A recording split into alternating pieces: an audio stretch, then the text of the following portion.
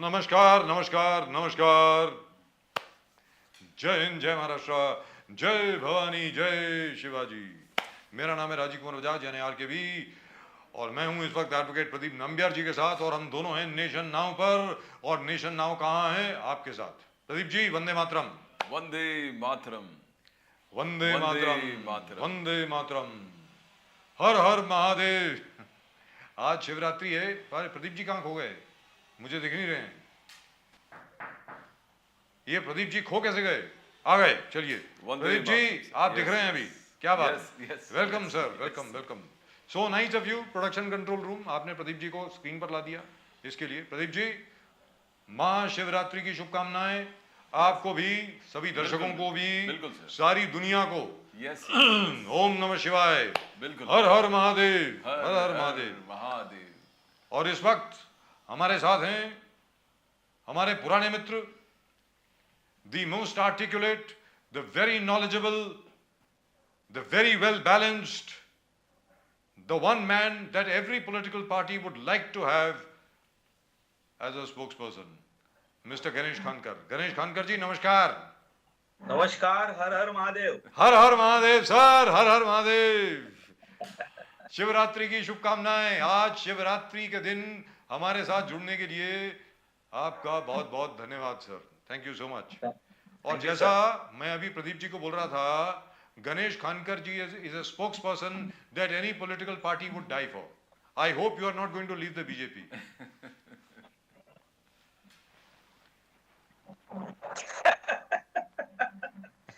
सवाल ही नहीं आता है सर।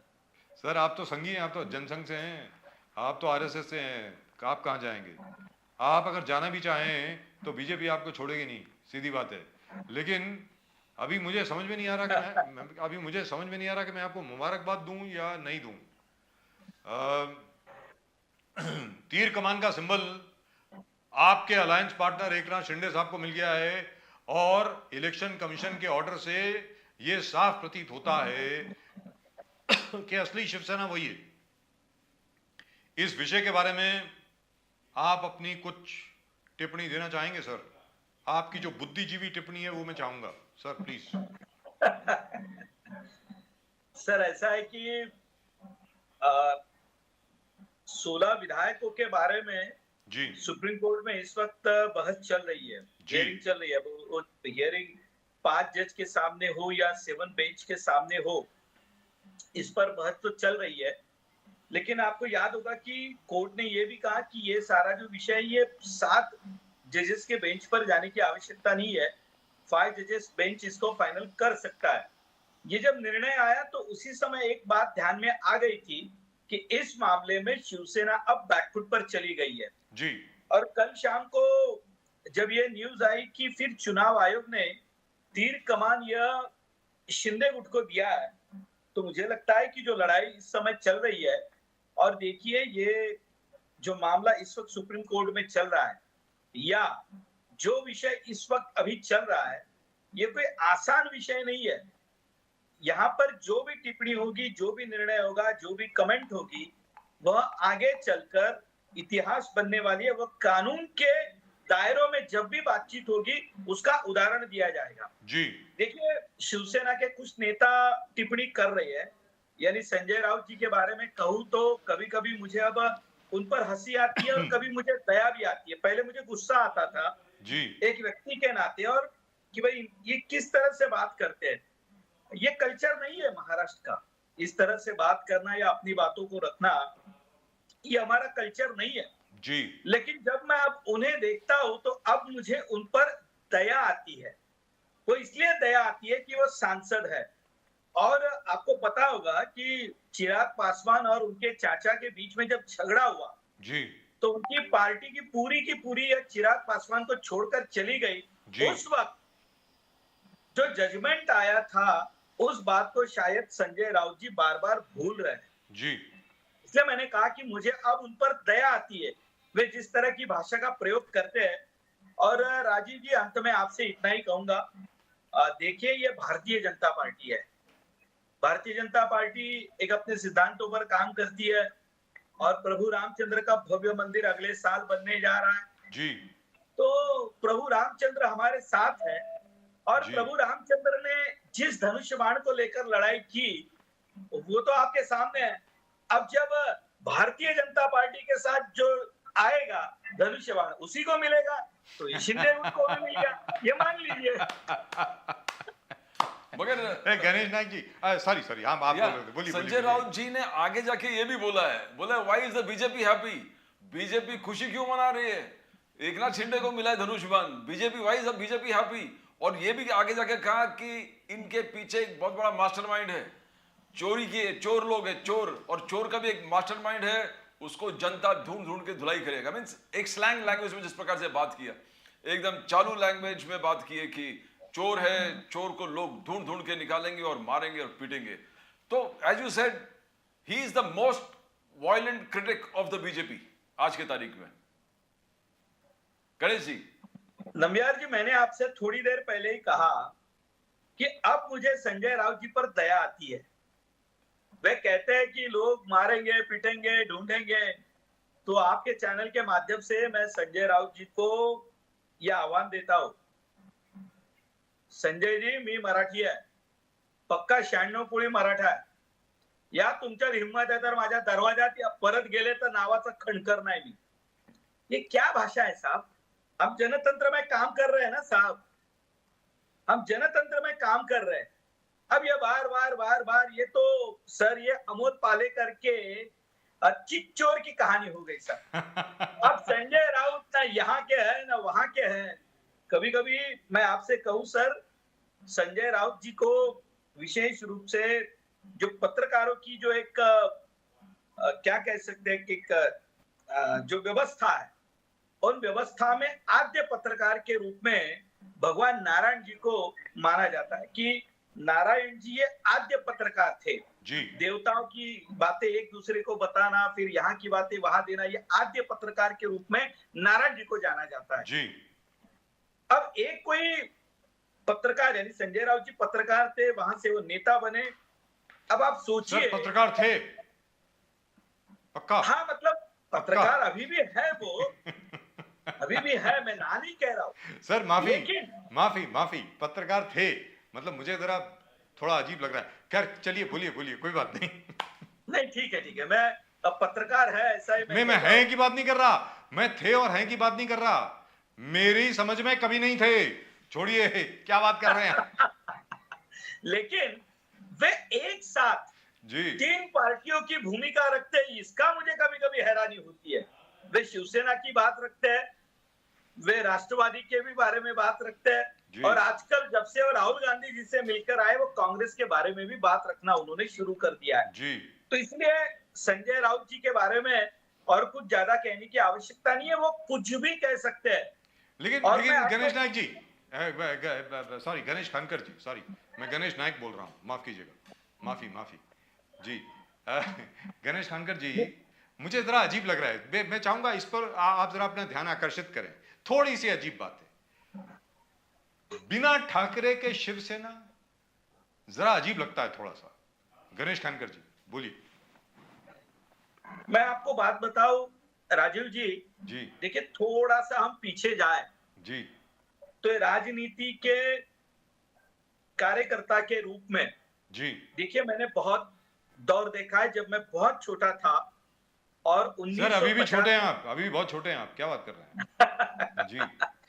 1985 में जब मुंबई महानगर पालिका में शिवसेना की सत्ता आई जी, तो उस समय तो मैं बस 7वीं कक्षा में पढ़ रहा था जी, लेकिन राजनीतिक दृष्टि से तब भी मैं यानी पेपर पढ़ना, ये सारी घटनाओं की जानकारी रखता था।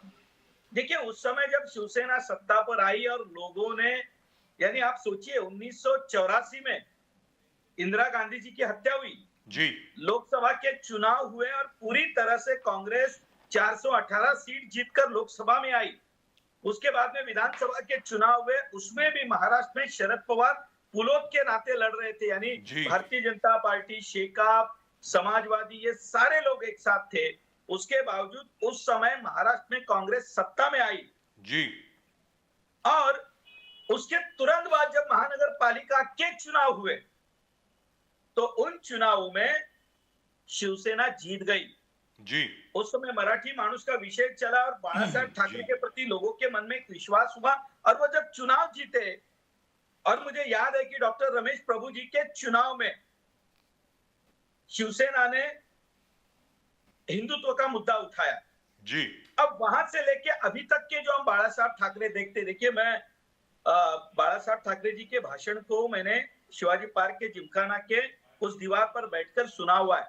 जी हम बाला साहब ठाकरे जी के भाषणों को सुनने के लिए जाया करते थे, जी लेकिन उस समय बाला साहब ठाकरे जिस ढंग से अपनी बात रखते थे, और मैं जानता हूं कि पूरी जिंदगी भर बाला साहब ने एक बार कह दिया तो कह दिया और कभी अपनी बात से पीछे नहीं हटे।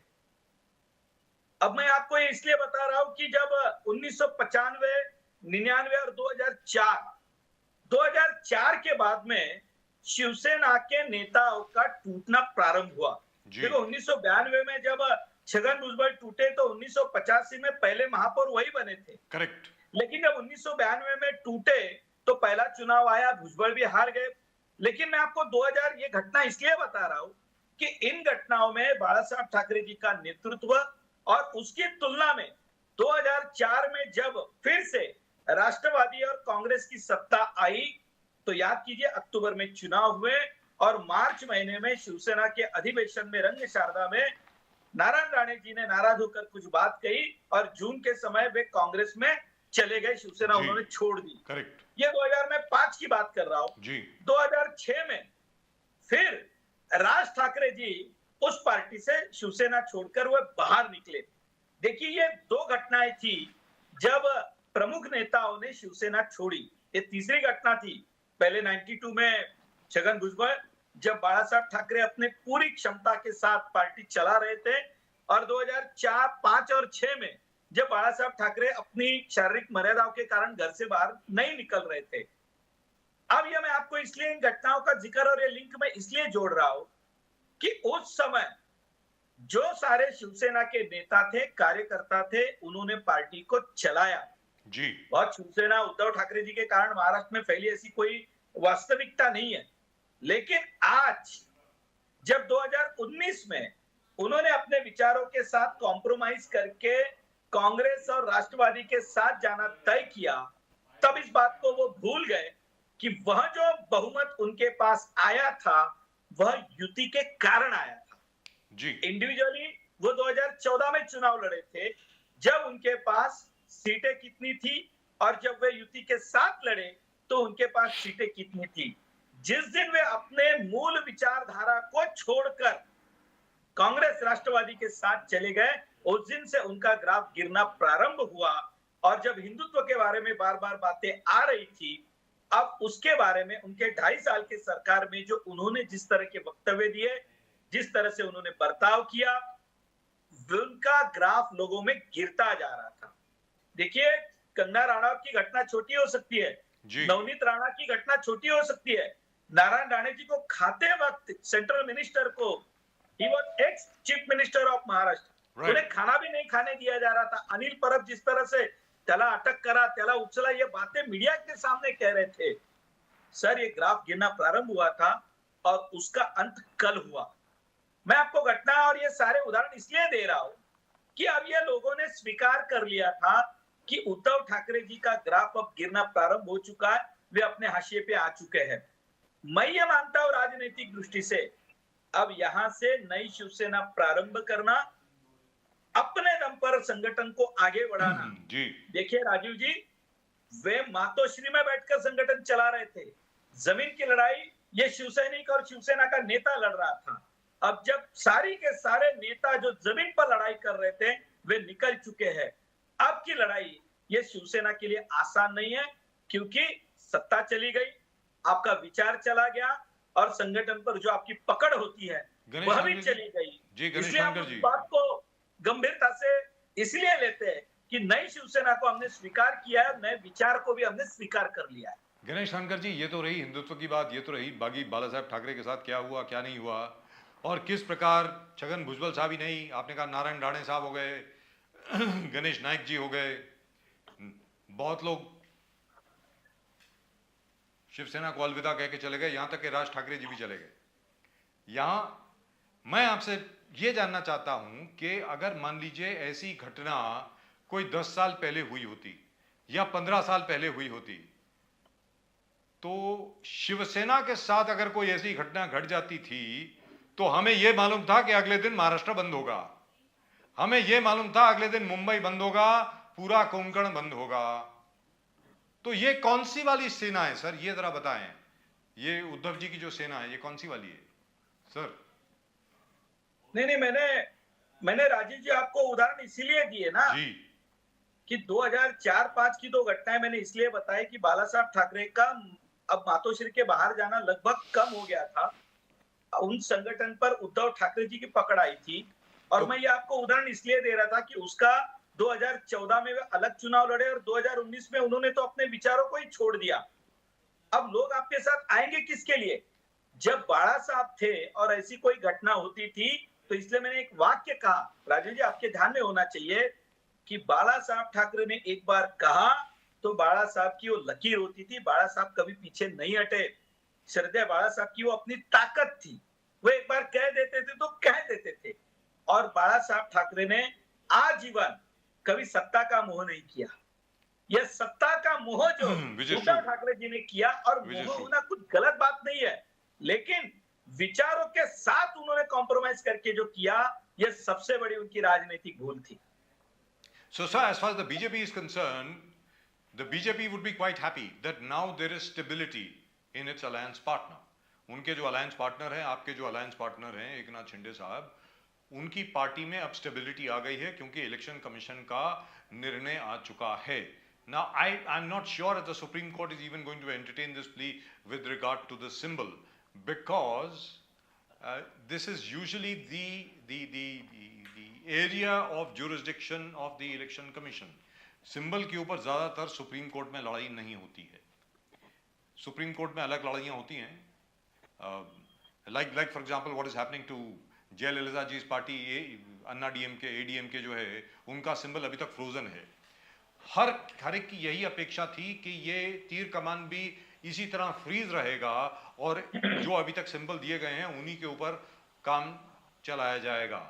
लेकिन this has come as a big shock to a lot of people, और उसमें उंगली उठ रही है आप पर, भारतीय जनता पार्टी पर, कि भारतीय जनता पार्टी की सत्ता जो है वो दिल्ली में है, जिसकी वजह से चुनाव आयोग उन्हीं के कहने पर चल रहा है. ऐसा उद्धव ठाकरे जी ने खुद ने बोला भी है. गणेश खानकर जी. देखिए, ऐसा ये फ्रस्ट्रेशन है, इसको सही मायने में राजीव जी कहे तो कल की जो घटना हुई, राजनीतिक दृष्टि से मुझे आनंद तो है लेकिन उतना ही दुख भी है. साहब, बरसों से हमने शिवसेना के साथ काम किया जी, बरसों से. भारतीय जनता पार्टी जब अपने अलायंस के पार्टनर प्रारंभ कर रही थी तो सबसे पहला पार्टनर ये शिवसेना हमारे साथ आई थी, क्योंकि बाला साहब उस समय थे. बाद के दिनों में जो उद्धव ठाकरे जी ने जो बर्ताव हमारे साथ किया और उसके बाद जो हुआ, उसके कारण जो दुर्गति है वो उनके अपने खुद के कारण है. अब वे दूसरों पर आरोप लगाते हैं, तो राजीव जी मैं आपको एक नियम की याद दिलाता हूँ.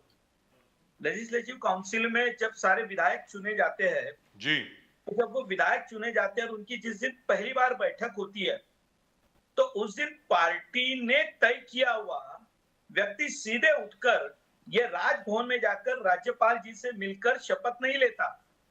तो वहां पर जो विधायक चुनकर आते हैं, उन्हीं में से कोई एक विधायक किसी एक व्यक्ति का नाम वहां सूचित करता है, बाकी कोई दूसरा व्यक्ति उसे अनुमोदन देता है और बाकी चुनकर आए हुए विधायक, सांसद उसको अनुमोदन देते हैं, उस पर सिग्नेचर करते हैं.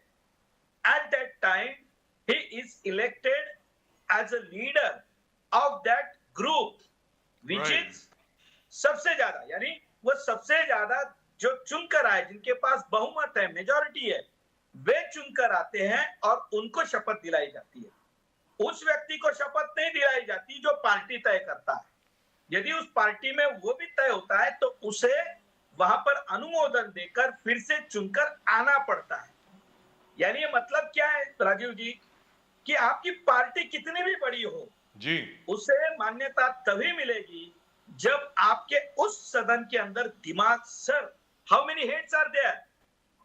ये कानून है और इसमें कौन सी नई बात है? भारतीय जनता पार्टी के 2 सांसद थे भाई, पार्टी तो बहुत बड़ी थी लेकिन 2 ही सांसद थे। करेक्ट तो अपोजिशन लीडर हमारा थोड़ी ना बना, जी। उस समय जो थे उनका बना। तो आपके यू आर कितने टॉकिंग अबाउट लोग- 1984 यस हाँ, yes. There were just 2 right आपके कितने लोग संसद में बैठते हैं, कितने लोग विधानसभा में बैठते हैं, उस पर यह तय होता है। अब इस तरह की बातें करना ये बचपना है, बचपना। अब इसके बारे में कोई कमेंट करना मुझे उचित नहीं लगता है। what do you think the downfall कहाँ पर आए Ganesh ji? Uddhav Thackeray ji more reliance on Sanjay Raut and Sanjay Raut ji का more reliance on शरद पवार जी, जो शरद पवार जी को कहा कि ये हमारे पास शरद पवार जी है और शरद पवार जी भीष्म पितामह है पॉलिटिक्स के। और आज कल ही शरद पवार जी फिर बोले कि now Uddhav Thackeray has to learn the facts, उसको समझ के नया चिन्ह लेके आगे बढ़ना पड़ेगा। 10-15 दिन तो ये सब चलता रहेगा, उसके बाद everything will be normal with a new symbol. And Sharad Pawar ji ये भी बोले कि इंदिरा गांधी के समय भी ऐसे ही हो गया था, तो इफ द चिन्ह goes you have to move ahead. So how do you see over reliance on Sanjay Raut, over reliance of Sanjay Raut on Sharad Pawar ji and Sharad Pawar ji, the Bhishma Pitamah of politics? Too much reliance, sir? Ganesh ji? देखिए ना बिहार जी, party चलाना ये party के नेता का काम होता है। मैंने तो कुछ बातें आपको कही जी कि आप बंगले में बैठकर पार्टी नहीं चला सकते साहब। आफ्टर ऑल पार्टी ये नेता चलाता है, नेता ने लोगों के सामने जाने की आवश्यकता होती है। मैंने जो 2004 और 5 के उदाहरण जो आपको दिए, तब तक बाला साहब का फेस लोगों के सामने था। उसके बाद यानी संजय राउत पार्टी की भूमिका रखते मैं मान लेता हूं। कई बार ऐसा हुआ है कि संजय राउत जी जो भूमिका रखते थे, शिवसेना के बराबर 360 अगेंस्ट उसकी भूमिका होती थी। और मैं आपसे कहूं, ये उदाहरण मुझे उचित लगता नहीं लगता है साहब, जब हम सब छोटे थे ना साहब, तो कोई ना कोई नाम लेके हमें डराया जाता था। तो कोई बड़ा यानी राक्षस दिखाया जाता था, देखो ये राक्षस है, बच्चे सो जाओ नहीं तो तुम्हें खा जाएगा। गब्बर सिंह की भाई तरह गली के बाहर मत जाना, वहां ये खड़ा है वो तुम्हें भगा कर लेकर जाएगा। तो लोग डरते थे। अब संजय राउत जी ने भी वही काम किया है। हमारे पास शरद पवार है, हमारे पास शरद पवार है, हमारे पास शरद पवार है। लो आपके पास शरद पवार है, हमने लोगों को भगाकर लेकर गए, लोग चले गए, लोग वहां से वापस भी आए, सरकार बन गई, लो आपके पास शरद पवार है। but Ganesh Khankar ji, you must appreciate Mr. Sanjay Raut. Sanjay Raut साहब की आपको तारीफ करनी होगी यहाँ पे, मतलब आप उससे आप भाग नहीं सकते हैं। I won't let you go away. Sanjay Raut ji ने, सर प्लीज एक मिनट मेरी पूरी बात सुन ले। संजय राउत जी ने शरद पवार जी को भीष्म पितामह कहा, बिल्कुल ठीक बोला। Please remember Bhishma Pitamah was on the losing side इन कुरुक्षेत्र। कुरुक्षेत्र में हारने वाली आर्मी के वो कमांडर इन चीफ थे सर, तो वहां पे उन्होंने गलत नहीं बोला है। जी बोलिए सर। राजू जी, आपने एक बात तो कही, लेकिन मैं आपको एक बात ये भी बता देना चाहता हूँ जी कि भीष्म पितामह जी इस महाभारत की लड़ाई का अंत जानते थे जी और उन्होंने अपने आप को एक वचन से जोड़ के रखा था जी वो हस्तिनापुर के भविष्य के साथ। जी। अब वो चाहकर भी पांडवों के साथ नहीं जा सकते थे सर वो द्वापर था, द्वापर, ये कलयुग है, वो द्वापर युग था। नहीं, मेरी आज आगे के की बात भीष्म पितामह अलग होते हैं। हाँ बोलिए ना सर। आगे की बात। और आखिर में उन्हें तीरों की शैया पर लेटना पड़ा। जी लेटना पड़ा। आखिरी वासु थे ना जो बचे थे, गंगा मैया की गोद में जाना था, क्या करें सर, ऐसा ही अंत होता है सर, अंत ऐसी होता है, ऐसी बात नहीं है। लेकिन ये तो रही बात, चलिए जहां तक शिवसेना का प्रश्न है, मैं आपसे जानना चाहता हूं इसका क्या कोई प्रभाव भारतीय जनता पार्टी और एकनाथ शिंदे, यानी अभी की जो शिवसेना है, we will have to call it the Shiv Sena because there is no stay from the Supreme Court on the Election Commission order. Sir इसका कोई प्रभाव सरकार की स्थिरता पर या किसी और चीज पर या पूरे महाराष्ट्र में पड़ेगा, और क्या पड़ेगा? गणेश खानकर जी। सर मुझे नहीं लगता है यह सरकार स्थिर है, यह सरकार अपने गति से काम कर रही है। इस सरकार जो का डेवलपमेंट का जो फोकस है जी उस पर वो काम कर रही है और आप देख भी रहे हैं सर जिस तरह से पूरे महाराष्ट्र में हर कैबिनेट में जो निर्णय हो रहे हैं जी हर कैबिनेट के बाद में जो नए नए बातें लोगों के सामने आ रही है जी देखिए सरकार अपनी पूरी ताकत से काम कर रही है पूरी ताकत से और मुझे एक बात का थोड़ा सा अचरज भी लगता है कि हर बार उद्धव ठाकरे जी आप में हिम्मत है तो चुनाव लो आप में हिम्मत है तो चुनाव लो ये मुझे थोड़ा सा अजीब लगता है कि जो वास्तविकता है उसे स्वीकारनी पड़ेगी 2019 में आपने जब हमारे साथ अलायंस में चुनाव लड़कर जब आपको ठीक नहीं लगा कि भाई भारतीय जनता पार्टी का मेरे साथ बर्ताव गलत है क्यों नहीं आपने इस्तीफा दिया क्यों नहीं चुनाव लेकर आप सामने गए कि भाई मैं नया मैंडेट चाहता हूं मैंने ये तय किया कि मैं अब इनके साथ नहीं मैं इनके साथ जाना चाहता हूं तब तो आप ऐसे पिछले दरवाजे से चले गए और अब आप ये कह रहे हैं कि चुनाव लीजिए मुझे थोड़ा अजीब लगता है महाराष्ट्र की सरकार स्थिर है डेवलपमेंट पर काम कर रही है और सर मैं आपको बता देता हूं जी ये एक अच्छी सीख है राजनीति में हार जीत राजीव जी आते जाती रहती है जी इसका मतलब लोग क्या तय करेंगे इसका कोई भरोसा नहीं है साहब इसलिए मैं कभी कभी उदाहरण देता हूं कि मुंबई महानगर पालिका में वर्षों से हमारे 20, 25, 30 लोग चुनकर आए जी इसलिए हमने कभी कांग्रेस के साथ जाकर महापौर नहीं बनाया जी हम जो शिवसेना हमको कहे हम मान लेते थे उनके साथ रहे क्योंकि ये विचारों की युति थी कुछ मिले इसके लिए जिस दिन अपने आप विचारों से आप कॉम्प्रोमाइज कर लेते हैं उसका क्या नतीजा होता है तो ये होता है गणेश और कुछ शानकर जी नहीं। आखिरी सवाल आपसे वो ये है कि अब तो इसका मतलब ये हुआ कैबिनेट एक्सपेंशन हो जाएगी मंत्रिमंडल का विस्तार हो जाएगा और उसके अलावा बीएमसी टीएमसी और एनएमआईएमसी के चुनाव भी हो जाएंगे कहने का मतलब ये हुआ नहीं चुनाव के बारे में तो सुप्रीम कोर्ट में जो याचिका है राजू पेडनेकर जी की जी तो या तो सुप्रीम कोर्ट बता सकता है या राजू पेडनेकर जी बता सकते हैं यानी जिस दिन उसका निर्णय लगेगा क्योंकि वो जो याचिका है वो शिवसेना ने डाली हुई है सर जी वरना उसी समय चुनाव हो जाते अब शिवसेना ये कहे कि भाई ये चुनाव नहीं करा रहे तो 2022 में जो चुनाव होने थे फरवरी में उस समय शिवसेना सत्ता में थी और चुनाव 3-4 महीने पहले उसकी प्रोसेस शुरू होती है शिवसेना ने कुछ नहीं किया था उन्हें पता था ये चुनाव हम हारेंगे वे चुनाव को लंबा खींचना चाहते थे कोरोना के नाम पर अब वो नतीजा उसका भुगत रहे सर वही आरोप आप पर लगा रहे गणेश जी और दूसरा अभी जिस प्रकार से उद्धव जी आदित्य ठाकरे जी सब लोग कहते हैं कि 50 से 50 गिरनार पढ़नार हारने वाले इस पे कितना सच्चाई है क्या आपको लगा तरह तरह के उदाहरण दे रहे मतलब भुजबल जी छोड़ के गए पूरे ग्रुप हार गए ये छोड़ के गए पूरे ग्रुप हार गए शरद पवार जी भी बोलते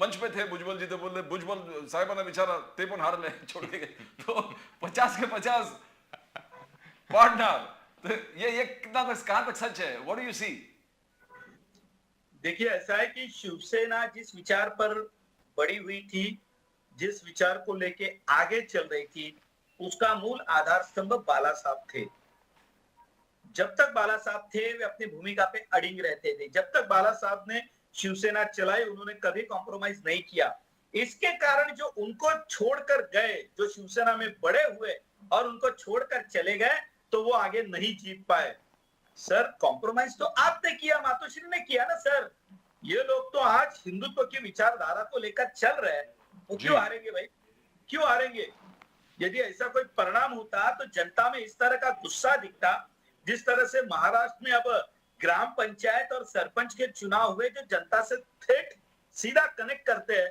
उसमें तो शिंदे गुट और भारतीय जनता पार्टी को अपार सफलता मिल गई साहब आंकड़े आपके सामने हैं जिस पर डाउट उठाया गया तो हमने आंकड़े भी दिए कि भाई ये सरपंच इस गांव का भारतीय जनता पार्टी का ये पदाधिकारी हमने आंकड़े भी दिए तो इसलिए जो चुनाव हुए अब उसमें नतीजा आ चुका है इसलिए हम कोई चिंता नहीं करते sir Ganesh Shankar ji, that means we'll have to wait for what Mr. Kapil Sibal and Mr. Abhishek Manu Singhvi do either on Monday or on Tuesday. Of course, the date is Tuesday, but there is a possibility they may mention it before the Chief Justice on Monday.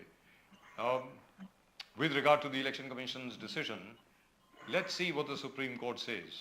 But thank you so much, sir, for talking to us. Thank you so much for appearing on the show. It's a real pleasure talking to you, Ganesh Khankar ji. Ganesh Khankar ji, thank you so much once again. और हर हर महादेव, ओम नमः शिवाय. आपको महाशिवरात्रि की बहुत बहुत शुभकामनाएं sir. Thank you so much. आपको भी सर बहुत सारी शुभकामनाएं, बहुत बहुत धन्यवाद. Thank you, sir. Thank you very much. Well, that's the BJP's view, and as far as the BJP is concerned, butter fully won't- informative. You see, butter won't melt in their mouth Yes. at the moment, and they'll pretend that it's got nothing to do with them, as far as they're concerned. Whereas it's got everything to do with them. Let's be very clear.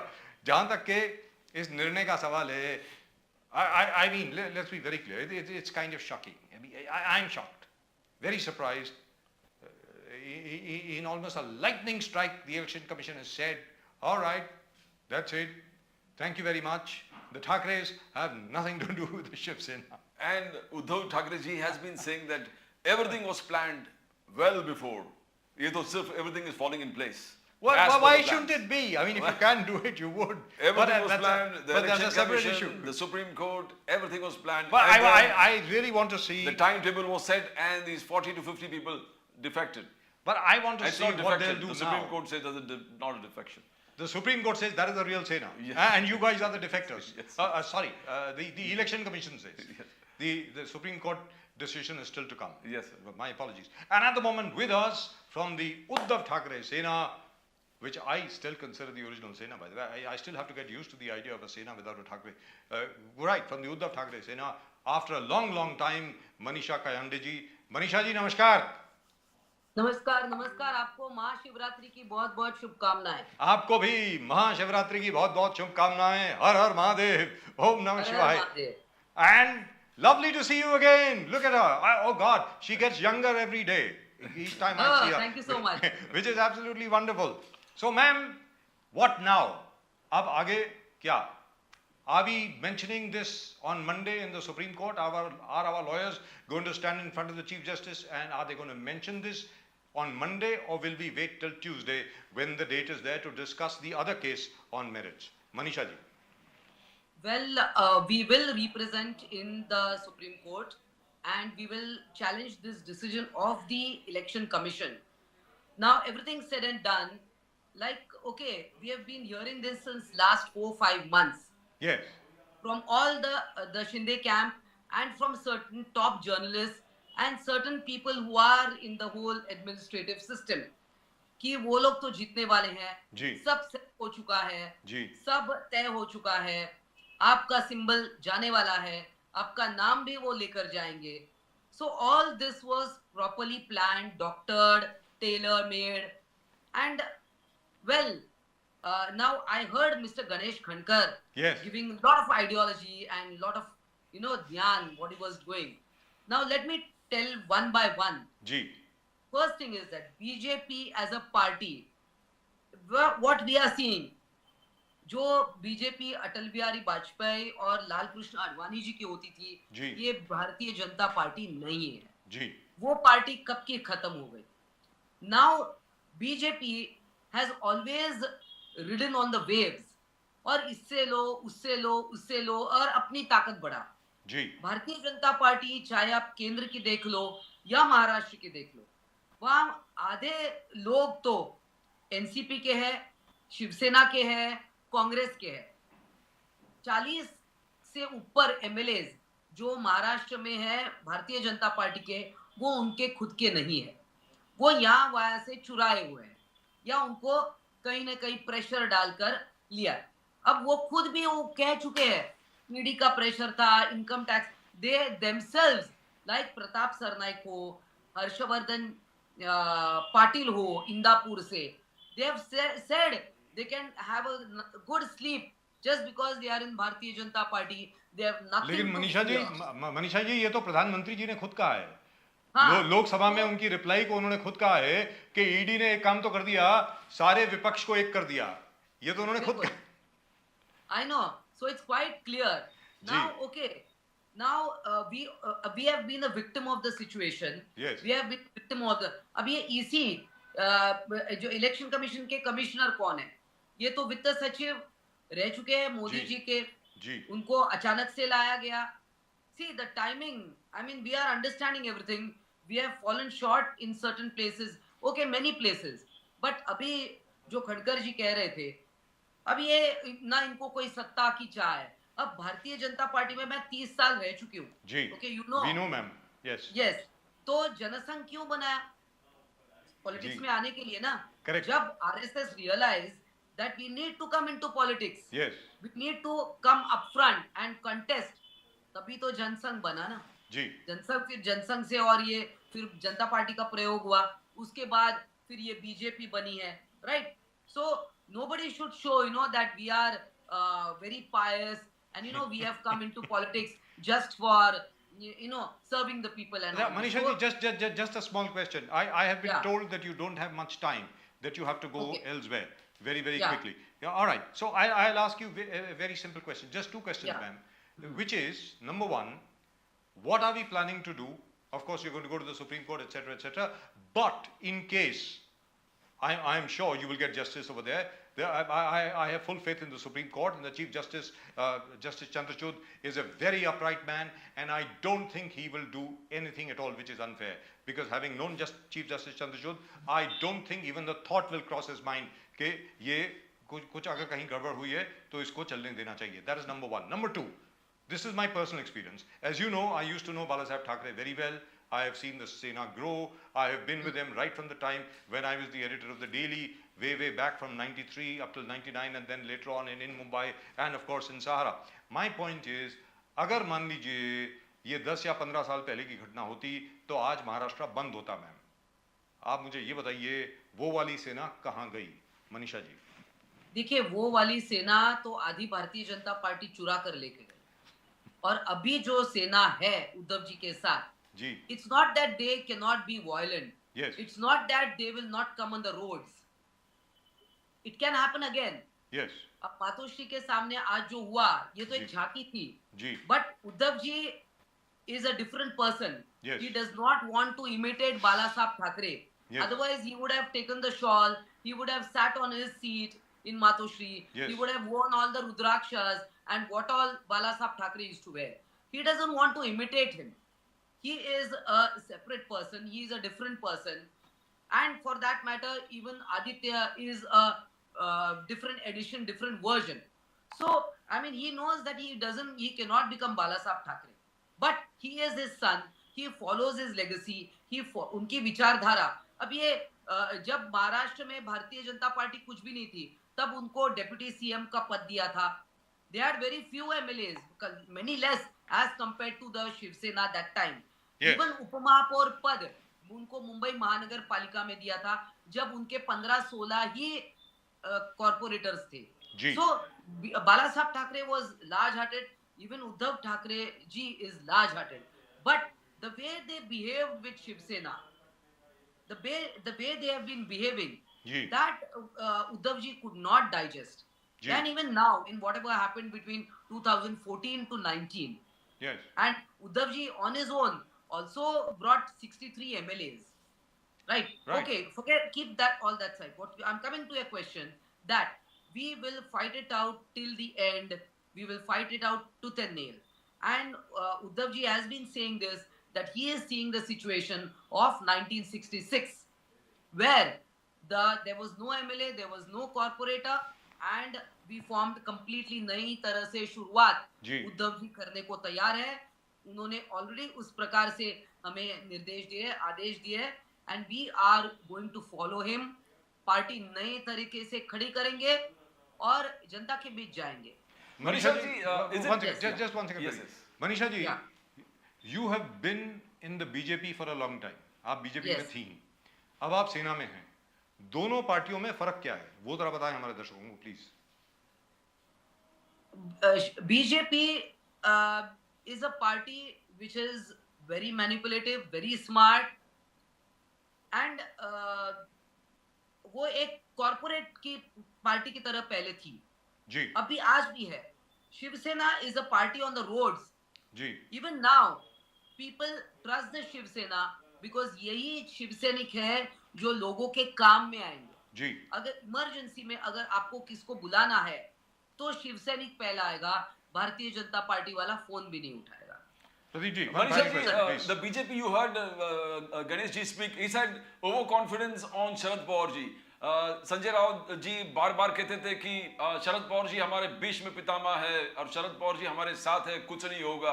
See, sir, ultimately शरद पवार जी अभी आज बोल रहे हैं कि it's a passing phase. This new symbol has to be accepted. It happened in Indira Gandhi's time. So, do you think the overconfidence, over reliance on Sharad Pawar ji that has come to the state, Manisha ji? Well Sharad Pawar ji is अभी मोदी जी पे कहते हैं ना मेरे political गुरु हैं. काफी सारे लोग कहते हैं मेरे पॉलिटिकल गुरु हैं. नितिन जी गडकरी भी कहते हैं. तो इससे हम टोटो में उस पर्सन को तो फॉलो नहीं करते ना. हम उनकी अच्छी बातें लेते हैं, कुछ बातें छोड़ भी देते हैं जी. तो 50 के 50 है. आप आघाड़ी के मार्गदर्शक रह चुके जी. हैं. आज भी his political experience is definitely vast, more than anybody in this country. I feel in the current जो उनके generation के जो लोग हैं उनके बारे में मैं कह रही हूँ. Uddhav ji and Aditya ji says ये 50 के 50, 50 के 50 गिर जाएंगे. They will not be elected again. They have serious defection जिस प्रकार से बोलते हैं, betrayal. शरद पवार जी भी मंच पे, हर मंच पे बोलते हैं, देखिए भुजबल साहब भी डिफेक्ट किया था, he lost.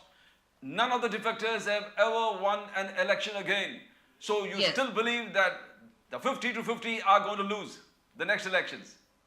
Well, definitely this is going to happen because people in Maharashtra, even the common person, जहाँ जो टैक्सी वाला है, रिक्शा वाला है, आपके मीडिया के जो भी प्रतिनिधि है, प्राइवेट में बात करते हैं हमारे से कि भाई ये जो हुआ अच्छा नहीं लगा. See, okay, Uddhav ji must have made some mistakes. Okay, he must have trusted the wrong people. Okay, we agree everything. But still people, the general public, not the Karyakartas, I'm not saying the Shiv Sainiks. Beyond the Karyakartas, there is a large amount of people out there. They have not liked it. Because ये जो हुआ है कि दो मराठी लोगों में झगड़ा लगाकर किसी एक व्यक्ति ने उसका फायदा उठाया और दूसरे मराठी व्यक्ति का उसका उपयोग करके उनको वो छोड़ देंगे. यही सत्य है. बिकॉज भारतीय जनता पार्टी का जो नेचर है, जो फितरत है, वो यूज एंड थ्रो वाली है. तो ये use and throw Shinde group का होने वाला है. और टेक ऑल द 40 नेम्स, वो 10 लोग जो इंडिपेंडेंट है उनको आप बाजू में रख दीजिए.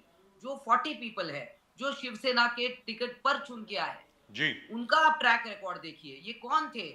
कोई भी हो, महेंद्र थोरवे हो, ये सब बहुत सारे लोग हैं. 40 नेम्स आई कैन काउंट. ठीक है, उसमें से 10 चुनकर भी आएंगे. But they have lost their trustworthiness amongst the electorate also. चलते चलते मैम, यस और नो क्वेश्चन. अगर मान लीजिए, and at the moment with us the very articulate and very forceful Manisha Kayande ji of the Shiv Sena, the Uddhav Sena. Ma'am, अगर मान लीजिए एक नाथ शिंदे गुट जो है उनके बहुत लोग अगर वापस शिवसेना में आना चाहें तो आप उनका स्वागत करेंगे? कम से कम ये 16 लोगों को छोड़ के पता नहीं, maybe that is the call what honourable Uddhav ji Thackeray has to take. But still I don't think so the possibility remains now. Right. One never knows. The party chief can answer this. One never knows. Even more amazing things have happened. She has to go. So Okay, very quick question. No, it's He okay. gets one. No, as you know, BJP says when Uddhav ji and Aditya ji say 50 are going to lose, all the 50 are going to lose. But BJP says the ideology of Balasaheb Thackeray is being carried forward by Eknath Shinde ji. So Balasaheb Thackeray ji's ideology is here. How can they lose? How do you react to that, Manisha ji? Well, see, now certain things only time can tell what Yes. is going to happen. But the most important factor with the electorate is the trust. They trusted BJP. The electorate has trusted BJP. जो 2014 में मोदी जी को 2019 में trust किया. But now see what is the situation. जो trust है वो कम हो गया है. ठीक है, अभी कोई लोग स्ट्रॉन्ग ऑल्टरनेटिव ढूंढ रहे हैं. तो अगर कोई स्ट्रॉन्ग ऑल्टरनेटिव खड़ा होता है तो मोदी जी क्या जीत पाएंगे? Right. क्वेश्चन मार्क तो है.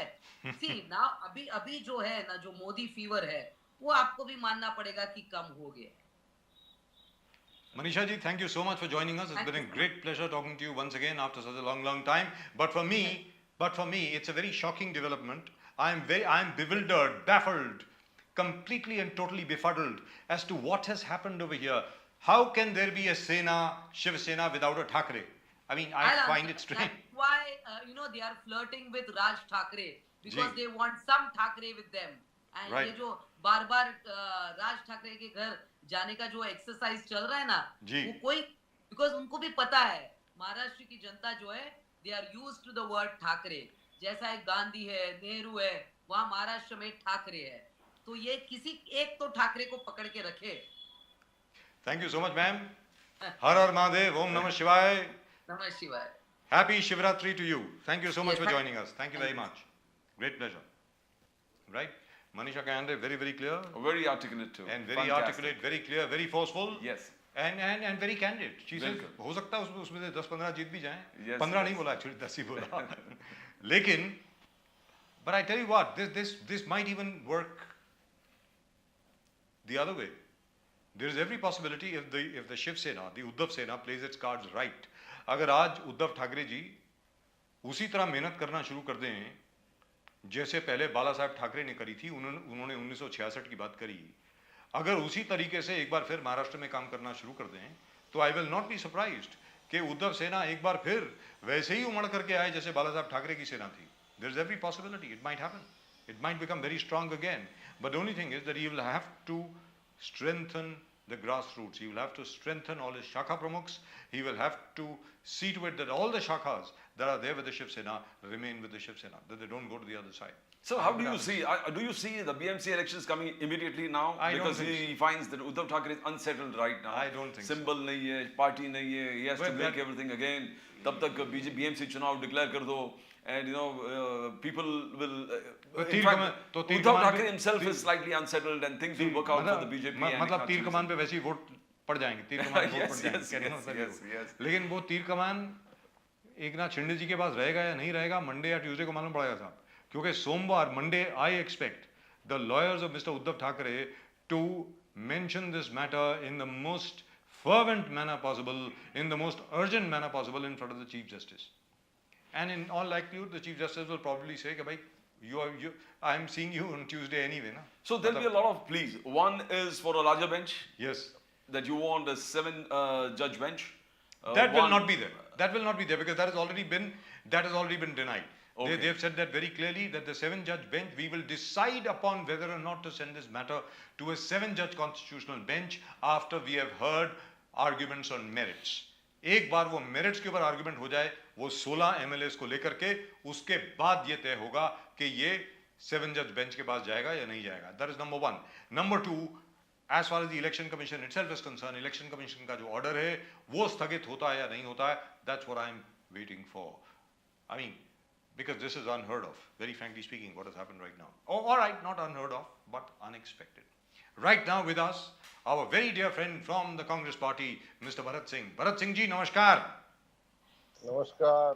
भरत सिंह जी नमस्कार. नमस्कार. हर हर महादेव, ओम नमः शिवाय. महाशिवरात्रि की आपको बहुत बहुत शुभकामनाएं. आप दोनों को महाशिवरात्रि की बहुत बहुत बधाई, शुभकामनाएं. भोलेनाथ सभी आप दोनों को एकदम स्वस्थ मस्त रखें, यही जी. कामना करता हूँ. स्वस्थ भी हैं सर और मस्त भी हैं. आप हमारे साथ हैं तो बस मस्त ही मस्त हैं. भरत सिंह जी, हमारा सौभाग्य. भरत सिंह जी, इलेक्शन कमीशन ने इतना बड़ा निर्णय ले लिया. अब आप अगर तमिलनाडु में देखें, वो जो AIADMK है, उसका जो 2 लीफ वाला जो सिंबल है, 2 पत्तों वाला जो सिंबल है, अभी तक फ्रोजन पड़ा है. कितने 3 के 4 साल हो गए, जहाँ तक मेरा ख्याल है. उसमें दूसरे वो सुकेश चंद्रशेखर जो फ्रॉड था, वो उस चक्कर में अरेस्ट भी हो चुके हैं. तिहाड़ जेल में दूसरा भी कांड कर लिया. तो ये आपको क्या लगता है, इतनी जल्दी, मतलब ये क्या जरूरत पड़ी थी इनको, ये इतनी जल्दी निर्णय लेने की, भरत सिंह जी? देखिए राजीव जी, ऐसा है कि अगर ये इलेक्शन कमीशन का डिसीजन होता तो मैं समझता था कि भाई चलिए, ये इलेक्शन कमीशन का डिसीजन है, उन्होंने लिया है, सोच विचार के ले लिया होगा. लेकिन ये डिसीजन इलेक्शन कमीशन का है ही नहीं. ये जो डिसीजन है ये पूरे तरह से पीएमओ का डिसीजन है, केंद्र सरकार का डिसीजन है। अगर ये नहीं होता तो कैसे ये पता चल जाता है राजीव जी कि नारायण राणे जी 4 महीना 3 महीना पहले से चिल्लाना चालू करते हैं कि शिवसेना का धनुष बाण तो शिंदे जी को ही मिलेगा। यहाँ के डीसीएम जो है देवेंद्र फडणवीस जी को कैसे पता चलता है कि चुनाव चिन्ह जो है वो शिंदे जी को मिलेगा। तो ये आप एक चीज समझिए कि कोर्ट बाद में डिसीजन दे रही है, इलेक्शन कमीशन बाद में डिसीजन दे रहा है, लेकिन भाजपा के जो नेता हैं इनके पास वो बागेश्वर बाबा वाली जो तकनीकी है वो तकनीकी से ये पहले ही डिक्लेयर कर देते हैं कि देखो देखो ऐसा है कि ये चीज तो होने वाला है, ये चीज तो होने वाला है। और देखिए दुर्भाग्य देखिए या सौभाग्य कहिए कि जो वो कह रहे हैं वही हो रहा है। तो ये इलेक्शन कमीशन का डिसीजन नहीं है, ये डिसीजन पूरी तरह से भाजपा का डिसीजन है, देश के प्रधानमंत्री नरेंद्र मोदी जी का डिसीजन है। वो जो चाह रहे हैं इलेक्शन कमीशन बेचारा वही कर रहा है। क्या करेगा, उनको भी जो है रहना है, सर्विस करना है, तो बेचारे डरे हुए हैं जी। और ये सुप्रीम कोर्ट ने गाये बगाए में कितनी बार तो कह दिया है। अब सुप्रीम कोर्ट के ऊपर इस देश में मुझे नहीं लगता है कोई संस्था बची है कि जो आदेश दे सुप्रीम कोर्ट को या देश के प्रधानमंत्री को। कॉलेजियम के ऊपर कितना घमासान मचा है दे वो देख ही रहे हैं आप लोग। जी जी, लेकिन भरत सिंह जी इससे कहीं ऐसा तो नहीं है कि ये पूरा पासा शायद उल्टा भी पड़ सकता है, जो प्रदीप जी और हम अभी बात कर रहे थे, कि लोगों को ये लगे कि भैया ये तो अन्याय हो रहा है। कहीं ऐसा तो नहीं है कि जिसकी वजह से लोग जो हैं शिवसेना, कांग्रेस, एनसीपी की तरफ और ज्यादा खिंचे चले आए? Is there a possibility Bharat Singh ji? नहीं, आपने जो कहा है, तर्क दिया है वो एकदम सही है और मैं भी यही मानता हूं। आप जितना ये सब करेंगे, चुनाव चिन्ह ले लेंगे, ठाकरे जी का देखिए नाम तो नहीं ले सकते हैं। जी। अब एक वो तो एक कहावत हो गई है कि अभी तक तो सब लोग चोर तो देखे थे, बहुत चोर देखे थे, गहना चुराते थे, पैसे चुराते थे, लेकिन पहली बार बाप चोर भी देख रहे हैं कि बाप का नाम भी चुरा लेते हैं। तो ऐसे लोग भी पड़े हैं। लेकिन राजीव जी एक चीज समझ लीजिए कि आने वाले वक्त में ये जो सिंबल गया है ना, ये सिंबल और शिवसेना, जी ये मुझे लगता है कि मराठियों के बीच में, मराठी मानुस के बीच में एक ऐसा मुद्दा है कि जो ये दिखाएगा कि हमारे साहब के साथ नाइंसाफी हुई है। और ये नाइंसाफी कौन कर रहा है? ये शिंदे नहीं कर रहे हैं, ये शिंदे नहीं कर रहे हैं, ये शिंदे के पीछे जो छुपा हुआ चेहरा है भाजपा का, ये वो कर रहे हैं।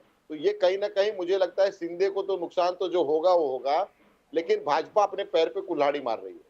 ये अभी अभी मनीषा कायंडे जी हमारे साथ थी, शिवसेना की, उद्धव ठाकरे सेना की। उन्होंने भी यही बात कही। उन्होंने कहा कि लोगों के बीच में अब जरा बड़ी बेचैनी है कि आपने मराठी को मराठी से लड़ा दिया और उसके बाद आप तमाशा देख रहे हैं।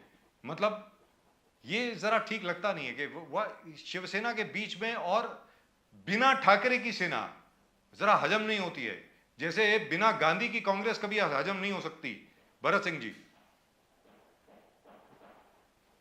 देखिए, अभी आपने कहा कि ये जो है ठाकरे से ठाकरे को लड़ाने का जो चल रहा है, ये तो हमारे जो नेता राहुल गांधी जी जब जी। पदयात्रा शुरू कर रहे थे तभी उन्होंने ये डिक्लेयर कर दिया था, इस देश में भाई को भाई से लड़ाया जा रहा है, एक जात को दूसरे जात से लड़ाया जा रहा है, एक पार्टी को दूसरी पार्टी से लड़ाया जा रहा है, पार्टी के अंदर जो है वो लड़ाई मतलब आपस में लड़वाया जा रहा है। तो ये पूरा षड्यंत्र ये भाजपा का है।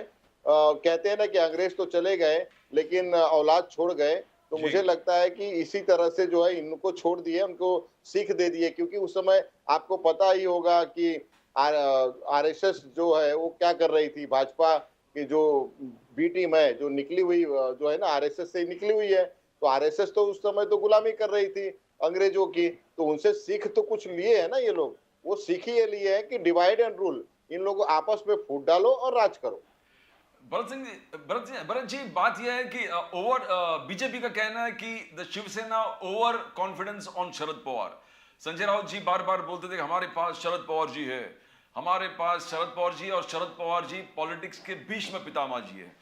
तो आज शरद पवार जी ने बोला कि जो डिसीजन है उस डिसीजन को एक्सेप्ट करके उद्धव ठाकरे जी को आगे बढ़ना चाहिए। उन्होंने जिक्र भी किया, इंदिरा गांधी जी के वक्त पर भी ऐसे सिंबल का प्रॉब्लम हुआ था। इंदिरा गांधी जी ने उस चीज को अपनाया, सिम किया, नया सिंबल से आगे वो बढ़ी अपने कामकाज, and she move forward and carried the party forward to victory. And the same thing can happen with Uddhav Thackeray is concern. तो शरद पवार जी का इस चीज से रोल आप कैसे देखते हो? क्या over dependence on Sharad Pawar ji ये भी एक प्रॉब्लम है? देखिए नाम्बियार जी, मैं ये नहीं मानता हूं कि पूरी तरह से शिवसेना जो है वो शरद पवार जी के ऊपर डिपेंड थी या शरद पवार जी शिवसेना के ऊपर डिपेंड थे। शिवसेना एक अलग पार्टी है और राष्ट्रवादी शरद पवार जी मुखिया है, वो उनकी अपनी पार्टी है। हाँ, ये बात जरूर है कि सचमुच ये मैं नहीं कहता, ये तो देश के प्रधानमंत्री नरेंद्र मोदी भी कहते हैं कि हाँ, शरद पवार जी एक बड़े नेता हैं और एक चाणक्य जो होता है कि जो शब्द यूज किया जाता है चाणक्य का, तो चाणक्य हैं। लेकिन अगर ये कहा जाता है कि भाई शिवसेना पूरी तरह से शरद पवार जी के कंधे पे अपना सर रख के ही सब बोझा ढुलवा रही थी, तो ये कहीं ना कहीं गलत है। हाँ, वो शरद पवार जी ने दूसरी बात कही कि हमारे साथ में कांग्रेस पार्टी में इस तरह से हुआ था और उस समय कितना बेनिफिट कांग्रेस पार्टी को मिला। इंदिरा जी ने जब अपनी नई पार्टी और पहचान बनाई और कांग्रेस का पंजा जब आया, तो देखिए किस तरह से सैलाब की तरफ जो हमारी पार्टी वापस उनके नेतृत्व में मजबूत हुई। और उसी तरह से मैं ये समझता हूं कि अगर देखिए, अभी तो कुछ कहा नहीं जा सकता क्योंकि मुझे लगता है कल सुप्रीम कोर्ट में शिवसेना की तरफ से मूव कर रहे हैं, सुप्रीम कोर्ट जा रहे हैं। हो सकता है सुप्रीम कोर्ट का इस समय जो माहौल चल रहा है वो कहीं ना कहीं केंद्र की सरकार के खिलाफ चल रहा है। हो सकता है कल जो है इसके ऊपर स्टे भी हो सकता है, कल या परसों जब हो सकता है, तो ये मुझे लगता है कि स्टे भी हो भी सकता है। अगर मान लीजिए स्टे नहीं भी होता है तो कहीं ना कहीं ये देखिए कि जो सिंबल पिछला चुनाव अभी हुआ था, बाई इलेक्शन अंधेरी वाला, वहां पे देखिएगा कि मसाल चिन्ह, चुनाव चिन्ह पे और अच्छे मतों से जीत के आई और भाजपा तो लड़ी नहीं, डर के मारे वहां तो लड़ी नहीं। तो इसी तरह से देखिएगा आगे भी अगर नहीं चुनाव चिन्ह मिलता है तो भी मुझे लगता है कि उद्धव जी को या शिवसेना को, क्योंकि ठाकरे जो नाम लगा है वो एक बड़ा ब्रांड है, क्योंकि बाला साहब ठाकरे के पुत्र उद्धव ठाकरे, ये पूरा सभी शिव सैनिक जानते हैं, ये पूरे महाराष्ट्र के शिव सैनिक जानते हैं कि असली शिवसेना कौन है और नकली शिवसेना कौन है। मुझे लगता है कहीं ना कहीं ये सिंबल मायने नहीं रखेगा। एक समय था नाम्बियार जी की जब मायने रखता था, जब मोबाइल नहीं हुआ करता था, ये टीवी चैनल नहीं हुआ करते थे, इतने चैनल नहीं थे, आज सोशल मीडिया नहीं था, तो मायने रखता था कि हम अपनी बातों को जनता तक या अपने वोटरों तक कैसे पहुंचाएंगे। मगर अब इतना तरक्की कर लिया है देश कि अब अपनी बातों को पहुंचाने के लिए सेकंड लगता है, एक बटन दबाए आप तक मेरी बात पहुंच गई, आपकी बात हमारे तक पहुंच गई। तो ये भी मुझे लगता है कि ऐसा कोई बहुत बड़ा इसमें मायने नहीं रखेगा। तो भरत सिंह जी, कहने का मतलब ये हुआ कि अगर आपके मुताबिक, आपके विश्लेषण के मुताबिक, अगर मान लीजिए उद्धव ठाकरे जी पार्टी का नया नाम और नया सिंबल भी ले लें तो कोई खास फर्क पड़ने वाला नहीं है। हो सकता है उनके फायदे में ही जाए, जैसे इंदिरा जी ने 1977-78 के अंदर जब थर्ड कांग्रेस स्प्लिट हुआ, तीसरी बार जब कांग्रेस में स्प्लिट हुआ, तो गाय और बछड़े का जो सिंबल था उन्होंने गिव अप कर दिया और उसकी जगह पर पंजा ले लिया। और उसके बाद 1980 में कांग्रेस की लहर आई वापस जनता पार्टी को हराने के लिए। तो आपको लगता है कि शायद उद्धव जी के साथ भी यही हो? भरत सिंह जी, एकदम सही आपने कहा, ये हो सकता है, नहीं होगा, क्योंकि सचमुच अभी जो है मराठी मानुष के बीच में, मराठियों के बीच में एक जो है गहरा संवेदन जागा हुआ है उद्धव ठाकरे के प्रति, और वो दिखा रहा है कहीं ना कहीं कि ये उनके साथ ज्यादती की जा रही है। और वो करने वाला कौन है? वो जो है ये जो वो गए हैं खोखे वाले, एकदम ओके है खोखे लेके वो। और इनके पीछे कौन है? इनके पीछे है देश के प्रधानमंत्री नरेंद्र मोदी और उसके बाद यहाँ के डीसीएम देवेंद्र फडणवीस। तो ये कहीं ना कहीं पूरे महाराष्ट्र में एक आग की चिंगारी की तरह कल से फैल रही है और फैली हुई है। अगर ताकत है, हिम्मत है, आपके चैनल के माध्यम से मैं कहना चाह रहा हूँ शिंदे जी को कि सचमुच अगर आपको लगता है कि शिवसेना का धनुष बाण लेके आप बहुत मजबूत हो गए हैं और आपको लगता है कि आप जो है 227 या 236 सीट जीत के आएंगे, तो मैं चैलेंज करता हूं कि जल्दी से जल्दी बीएमसी के चुनाव का डिक्लेरेशन करवाइए। दूध का दूध और पानी का पानी हो जाएगा। आपको लगता है बीएमसी के चुनाव जल्दी हो जाएंगे? बीएमसी के चुनाव की अनाउंसमेंट जो है वो जल्दी हो जाएगी, लगता है आपको? डरे और सहमे हुए ये व्यक्ति हैं, डरे और सहमे हुए व्यक्ति हैं। ये चुनाव कराएंगे नहीं, ये भगोड़े हो गए हैं, ये भागते हैं। कभी यहाँ से फ्लाइट पकड़ेंगे तो सूरत जाएंगे, सूरत से भागेंगे तो जो है वो हिमाचल जाएंगे, हिमाचल से भागेंगे तो गोवा जाएंगे। उसी तरह से या आसाम जाएंगे। आसाम जाएंगे, गोवा जाएंगे, सब जगह जाएंगे, लेकिन ये चुनाव नहीं कराएंगे। ये कहेंगे नहीं नहीं नहीं, अभी चुनाव नहीं होगा क्योंकि मेरे पास नहीं है, ये तो कोर्ट के पास मैटर है। देखिए कोर्ट ये भागेंगे, कोर्ट करेंगे। अगर ये चुनाव करा देना, मैं आपको बता रहा हूं कि राजीव जी, अगर ये चुनाव करा देना तो पूरी हकीकत आप पूरे ये महाराष्ट्र के सामने और आपके सभी चैनलों के सामने आ जाएगा कि स्थिति कौन कितने पानी में है। अभी गणेश खानकर जी हमारे साथ थे, भारतीय जनता पार्टी के। उन्होंने ये कहा हम तो आज चुनाव करा दें, चुनाव तो 2022 में हो जाते। ये तो राजू पेडनेकर जी जो शिवसेना के हैं वो सुप्रीम कोर्ट में गए, जिसकी वजह से अभी तक चुनाव रुका हुआ है। आज वो विड्रॉ कर ले, चुनाव अभी हो जाते हैं।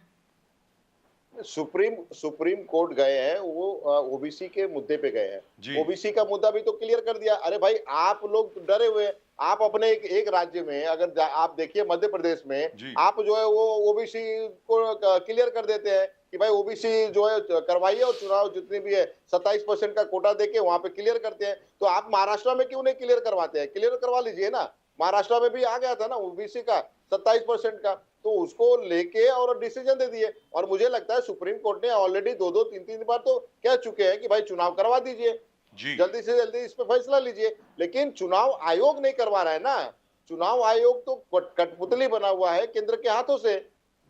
प्रदीप जी, देखो, इज एवरीथिंग ठीक, एमवीए में सब ठीक है क्या भरत जी? बिकॉज क्या है, पहले संजय राउत जी ने आलोचना किया नाना पटोले जी के, उसके बाद शरद पवार जी ने आलोचना किया नाना पटोले जी पे, फिर अंतर विराट बाला साहेब थोराट और नाना पटोले जी के कुछ हो गए। अब रमेश चन्नीतला यहाँ पर आ रहे हैं केरल से, एक ऑब्जर्वर बना के आपको भेज रहे हैं कि सब ठीक है कि नहीं, वो रिपोर्ट देंगे। तो is everything okay in the MVA? क्या एमवीए में फिर वो कुछ किचपिच आनातान जो बोलते हैं कि serious aspirations on each others conduct, वो हो रहा है कि रमेश चन्नीतला के आने के बाद सब सलटेगा मामला, सब कुछ ठीक हो जाएगा कांग्रेस के अंदर और एमवीए के अंदर? कैसे लगता है आपको? नामबियार जी, थोड़ा तो न्यूज चैनलों का भी तो खबरें चलने दीजिए, कम से कम उनका टीआरपी तो बढ़ने दीजिए। अगर ये सब नहीं होगा तो ये कैसे पता चलेगा कि आप लोग दिखाएंगे क्या, कैसे खबरें बनेगी? तो ये चलने दीजिए। लेकिन मैं कहता हूँ ऑल इज वेल, एमबीए में कोई दरार नहीं है। रही बात हमारी पार्टी की, तो हमारी पार्टी में कोई ऐसा कुछ नहीं था। 2-3 दिन पहले मीटिंग था, मैं खुद उस मीटिंग में था।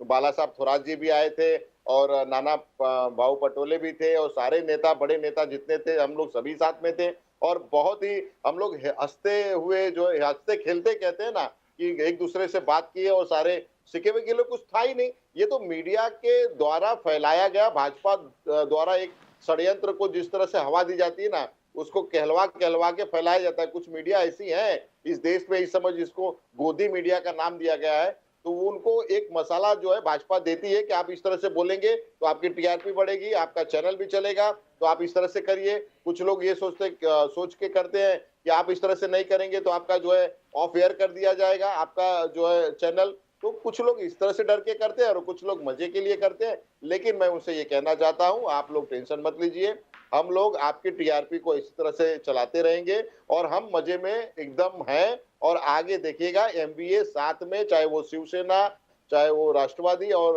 कांग्रेस, हम सब साथ में है एकदम। जो है फेविकॉल के मजबूत जोड़ की तरह हम साथ में मिलकर लड़ेंगे। right, and that by the way, Fevicol was said by Mr. Bharat Singh. Fevicol is not advertising for us. Fevicol हमारे लिए एडवर्टाइज नहीं कर रहा साहब, ये भरत सिंह जी ने कहा है, मैंने नहीं बोला है। लेकिन ये मुद्दा बढ़िया है। एमबीए का जो गठबंधन है वो बिल्कुल फेविकॉल के जोड़ की तरह है। This is a new one. Pradeep ji, Bharat ji एक चीज बताइए, बिकॉज राहुल गांधी का यात्रा एक जबरदस्त यात्रा था जी। ये पूरे 20% से ज्यादा वोट शेयर, जो नेशनल वोट शेयर है कांग्रेस के, वो पूरे जोड़ने में और पूरे रीऑर्गेनाइज करने में राहुल गांधी ने जबरदस्त काम किया। एक नया ऊर्जा, एक नया वातावरण, एक नया एंथुसियाज्म। जैसे आप जैसे एक जबरदस्त नेता में जिस प्रकार से आप बात करते हैं, एनर्जाइज तरीके से बात करते हैं, अपना पॉइंट ऑफ व्यू सामने रखते हैं, ये पूरा ऊर्जा राहुल गांधी जी की वजह से है। राहुल गांधी जी ने पार्लियामेंट में जबरदस्त इश्यूज उठाए अडानी के बारे में, बिकॉज पूरे देश को मालूम होना चाहिए क्या है, how things are, why certain industrialist are being given gifts, और जो सही उठाया आवाज, उन्होंने आवाज उठाया अनएम्प्लॉयमेंट में प्राइस राइज के लिए, उन्होंने कहा इन्फ्लेशन कंट्रोल में नहीं है, उन्होंने कहा फार्मर्स के डबल इनकम प्रॉमिस किए थे, 2 करोड़ जॉब प्रॉमिस किए थे, कहां है क्या चिल्ला चले। अडानी वाले इशू में जबरदस्त तरीके से इन्होंने पार्लियामेंट में जबरदस्त पूरे देश ने देखा और सराहा, अप्रिशिएट किया कि he has taken up the issues. But जो आपके एलाइज है, यूपीए के एलाइज है, वहां थोड़ा कमजोर दिखा। ममता बनर्जी जेपीसी के मामले में थोड़ा ठंडा दिखा, शरद पवार जी थोड़ा कम दिखा कि सपोर्ट करने की, नहीं जेपीसी होना चाहिए, नहीं होना चाहिए। और within the party Kamal Nath हो गए, अशोक गहलोत जी हो गए, वो थोड़ा नरम, भूपेश बघेल हो गए। तो व्हाट हैपेंड इज, क्या राहुल गांधी जी जबरदस्त यात्रा है, बट यूपीए घटक को साथ में लेने में थोड़ा बैकफुट में चले गए, या थोड़ा मिसगिविंग्स है, कुछ लोग कंफर्टेबल नहीं है राहुल गांधी जी के प्रधानमंत्री, तो क्या दिख रहे हैं आपको यहां पर क्या हुआ?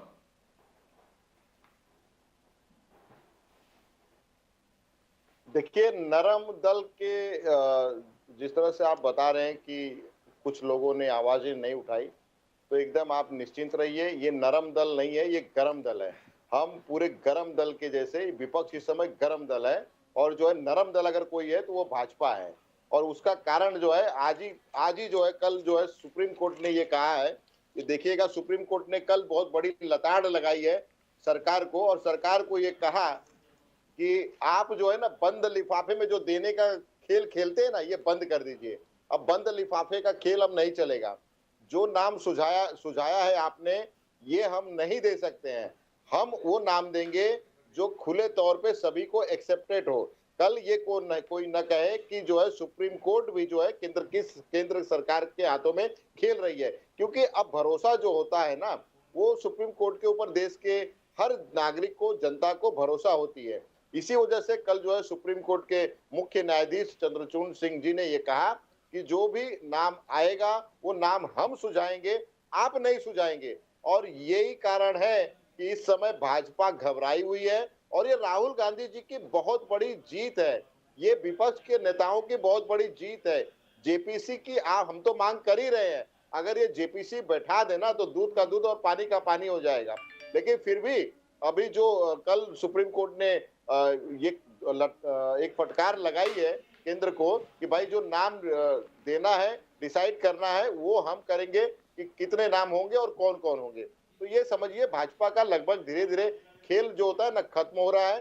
2024 के आते आते देखिएगा, इसी तरह से बहुत सारे भांडे फूटने वाले हैं, और सबका जो है चेहरा जो है ना, नकाब पहन के जो ये लोग बैठे हुए हैं, वो नकाब धीरे धीरे हटेगा। तो यहां पर आपको लगता है कि राहुल गांधी जी ने जिस प्रकार अभी कांग्रेस को जागरूक किया है, कांग्रेस को ही नहीं पूरे विपक्ष को ही जागरूक किया है, मेरे मुताबिक, आपको लगता है कि इसका जो इंपैक्ट रहेगा वो 2024 तक रहेगा, या फिर एक और यात्रा करनी बहुत जरूरी है 2024 के आसपास? देखिए राजीव जी, 2024 तक ये इम्पैक्ट तो रहेगा ही। 2024 तक इम्पैक्ट इसलिए रहेगा क्योंकि अगर ये सरकार जेपीसी की मांग नहीं मानती है, या सुप्रीम कोर्ट के माध्यम से क्या फैसला आता है ये तो वक्त बताएगा। लेकिन 2024 के बाद हमारी सरकार आती है तो अदानी का खेल समाप्त समझिए, क्योंकि हम जो है दूध का दूध और पानी का पानी कर देंगे। ये हम साबित कर देंगे कि नरेंद्र अदानी जी क्या खेल खेल रहे थे, ये पूरे देश की जनता के हम सामने रखेंगे। क्योंकि नरेंद्र अदानी जो है, ये समझते हैं कि हम देश की जनता के आंखों में धूल झोंक के सब कुछ चंगा है, सब कुछ ठीक है, हम ये साबित कर देंगे। तो ये नहीं होने वाला है। भरत सिंह जी, लेकिन आपने यही किया था, sorry Pradeep ji, just one small question, यही आप लोगों ने किया था 2018-19 में, ये पहले भी मैं पूछ चुका हूं, राफाल डील को लेकर के जो 36 राफाल एयरक्राफ्ट बुलाए गए, ठीक है, उसमें अनिल अंबानी जी का बहुत लॉस हो गया, बाकी सब चीजें बहुत हो गई, लेकिन राफाल आ गए, जेपीसी नहीं बैठी, और नरेंद्र मोदी जी 303 सीट लेकर के आ गए। बहुत लोगों का ये मानना है कि पुलवामा में जो निर्मम हत्या हुई हमारे सीआरपीएफ के जवानों की, और उसके बाद जो नरेंद्र मोदी जी के हुक्म पर जो बालाकोट के ऊपर हमारी इंडियन एयरफोर्स ने स्ट्राइक करी, उसकी वजह से पूरे देश का मूड बदल गया और सब लोगों ने मोदी जी को वोट दिया। अब ये कैसे तय करेंगे कि ऐसा कुछ 2024 में नहीं होगा? भरत सिंह जी। कुछ हद तक राजीव जी आपकी बात सही है। ये सरकार जो है, ये सरकार के मुखिया जो है नरेंद्र मोदी जी, वो देश की जनता की भावनाओं को समझते हैं कि कब कैसे खेलना है, कौन सी गोटी कब डालना है कि देश की जनता पलट जाए, और ये वो भली भांति समझते हैं। और आपकी आशंका को मैं, उसको मेरा समर्थन है। मैं भी समझता हूँ कि ऐसे बहुत सारे मुद्दे ये लाएंगे, देशभक्ति के मुद्दे लाएंगे, बालाकोट वाले जैसे मुद्दे लाएंगे। लेकिन एक चीज समझिए, देश की जनता के सामने जो महंगाई हाहाकार करके मुंह, कहते हैं ना कि डायन के जैसा मुंह बाए खड़ी है ना, ये भी एक बड़ी समस्या है। अब देश की जनता पहले जैसे नहीं रह गई। अब देश की जनता ये समझ रही है कि हमें बहलाया फुसलाकर हमारे थाली से रोटी छीन लिया जा रहा है। तो पहले देश की जनता अपने परिवार के, अपने बच्चों का पेट भरने का जो है वो जुगाड़ कर रही है कि किस तरह से हमारे घर में हमारे बच्चे जो भूखे मर रहे हैं उनको किस तरह से पेट भरा जाए, न कि जो है देशभक्ति से, न कि देश की बातों से। ये सब सारी बातें है ना, ये सब दिखावटी कर रही है भाजपा। अगर ये सब सही होता तो आपको, मैं आपने कहा कि बालाकोट वाला, आपने कहा जो मारे गए, जो शहीद मारे गए, मैं ये कह रहा था वो जो आरडीएक्स आया वो सरकार किसकी थी भाई? सरकार में कौन था? इंटेलिजेंस कहाँ था आपका? आईबी कहाँ था? सारे जो है वो सब फेल कैसे हो गए? कौन चला रहा? सरकार चला रहा था? कांग्रेस सरकार चला रही थी क्या? सरकार में तो आप थे ना। उसके बाद में इतने जवान जो शहीद हुए वो कैसे हुए? तो ये सरकार की जवाबदारी होती है। इसमें भी विपक्ष को बोला गया नहीं, विपक्ष की जवाबदारी है, कांग्रेस की जवाबदारी है। इनके पास अगर कोई मुद्दा नहीं होता है राजीव जी, तो ये सीधा पहले पहुंचते हैं नेहरू जी के साथ, फिर उसके बाद पहुंचते हैं इंदिरा जी के पास, फिर राजीव जी के पास, फिर उसके बाद राहुल जी के पास। अगर राहुल जी कमजोर नेता है राजीव जी, तो एक ट्वीट पे, एक अगर वो कोई भी चीज बोलते हैं तो इनके कम से कम 40 से 50 मंत्री, इनके सारे प्रवक्ता, इनके सारे नेता ट्वीट से लेके टीवी पर आके जो है प्रेस कॉन्फ्रेंस कर करके सफाई देना चालू करते हैं। तो क्या कोई ये कमजोर नेता के लिए होता है क्या? ये बहुत मजबूत नेता होगा, तब जाके जो है इतने लोग उसके खिलाफ टूटते हैं और झूठा जो है एक भ्रम फैलाते हैं। प्रदीप जी। देख, राहुल गांधी जी ने गहलोत जी का बजट को एकदम अप्रिशिएट किया। 2000 यूनिट जो फार्मर्स को दिए, बोले कि इट्स अ रेवोल्यूशनरी बजट। और फिर और बहुत सारी चीज गहलोत जी ने किए, जहां गैस है 500 रुपया, 100 unit free electricity, transportation 50% women के लिए free, senior citizen pension Gehlot ji ने कर दिया है, 30,000 स्कूटी जो गर्ल स्टूडेंट्स को वो बांटेंगे, 25 लाख मेडिकल इंश्योरेंस और 1000 स्कूल्स, इंग्लिश स्कूल्स। तो राहुल गांधी जी ने जबरदस्त सराहा इस चीज को। मुंबई में आते हुए हम लोग ये देख रहे हैं कि आज ये उद्धव ठाकरे जी को उलझा के बीएमसी चुनाव भी कभी भी अनाउंस कर सकते हैं। तो कांग्रेस की तैयारी, बिकॉज हम लोग चाहते हैं, बिकॉज कांग्रेस ने अब तक मींस रिसेंटली हमने देखा कि अपने फुल पोटेंशियल में, उनके पोटेंशियल है बीएमसी में जबरदस्त इंपैक्ट क्रिएट करने का, मगर फुल पोटेंशियल में अब तक वो परफॉर्म नहीं कर पाए। तो अभी क्या ये राजस्थान मॉडल, जैसे आम आदमी पार्टी कहते हैं कि Delhi model, Delhi model, Delhi model, क्या ये राजस्थान मॉडल के माध्यम से बीएमसी और जो 65% स्लम एरियाज में रहने वाले लोगों को आप मोटिवेट करके अपने तरफ ल्योर करने, बिकॉज आम आदमी पार्टी ऑलरेडी यहां पर घुसे हैं, और आम आदमी पार्टी और आपके जो राजस्थान मॉडल है, बहुत सारे चीज मिलता है, it is really common, a lot of factors are common. तो कैसे देखते हो? बिकॉज आपको एग्रेसिवली परस्यू करना पड़ेगा बीएमसी में, बिकॉज बीएमसी में आपका पोटेंशियल बहुत जबरदस्त है, आपके वोट शेयर मुंबई में बहुत जबरदस्त है। जैसे बजाज साहब कहते थे, एक साल ऐसे इलेक्शन पीरियड थे 2009 वगैरह, आपने पूरे असेंबली सीट्स अपने कांग्रेस ने ले लिया था। तो वही पोटेंशियल में आने के लिए बीएमसी में आप क्या तैयारी करो भरत सिंह जी? देखिए नामबियार जी, ऐसा है कि हर वार्ड में हमारा अपना एक कैडर है, हर वार्ड में, हर बूथ पे हमारे कार्यकर्ता हैं, कांग्रेस पार्टी के कार्यकर्ता काम कर रहे हैं। दूसरी बात, अभी जो हमारा एक नया हाथ से हाथ जोड़ो का कार्यक्रम शुरुआत किया गया है, वो इसी का एक जो है समझिए बीएमसी चुनाव और जो यहाँ के विधानसभा लोकसभा चुनाव आ रहे हैं उसी के माध्यम को देखते हुए हाथ से हाथ जोड़ो का मतलब क्या है? हाथ से हाथ जोड़ो जाके हाथ नहीं जोड़ना है। हर घर में हर वोटर के पास हमें पहुंचना है। हर कार्यकर्ता जो है जाएगा, उनका फीडबैक लेगा, उनकी चाहत क्या है, लोग क्या चाह रहे हैं, उनको किस किस चीज की तकलीफ है, वो सारा डिटेल जो है एक बनाया जाएगा, डाटा बनाया जाएगा।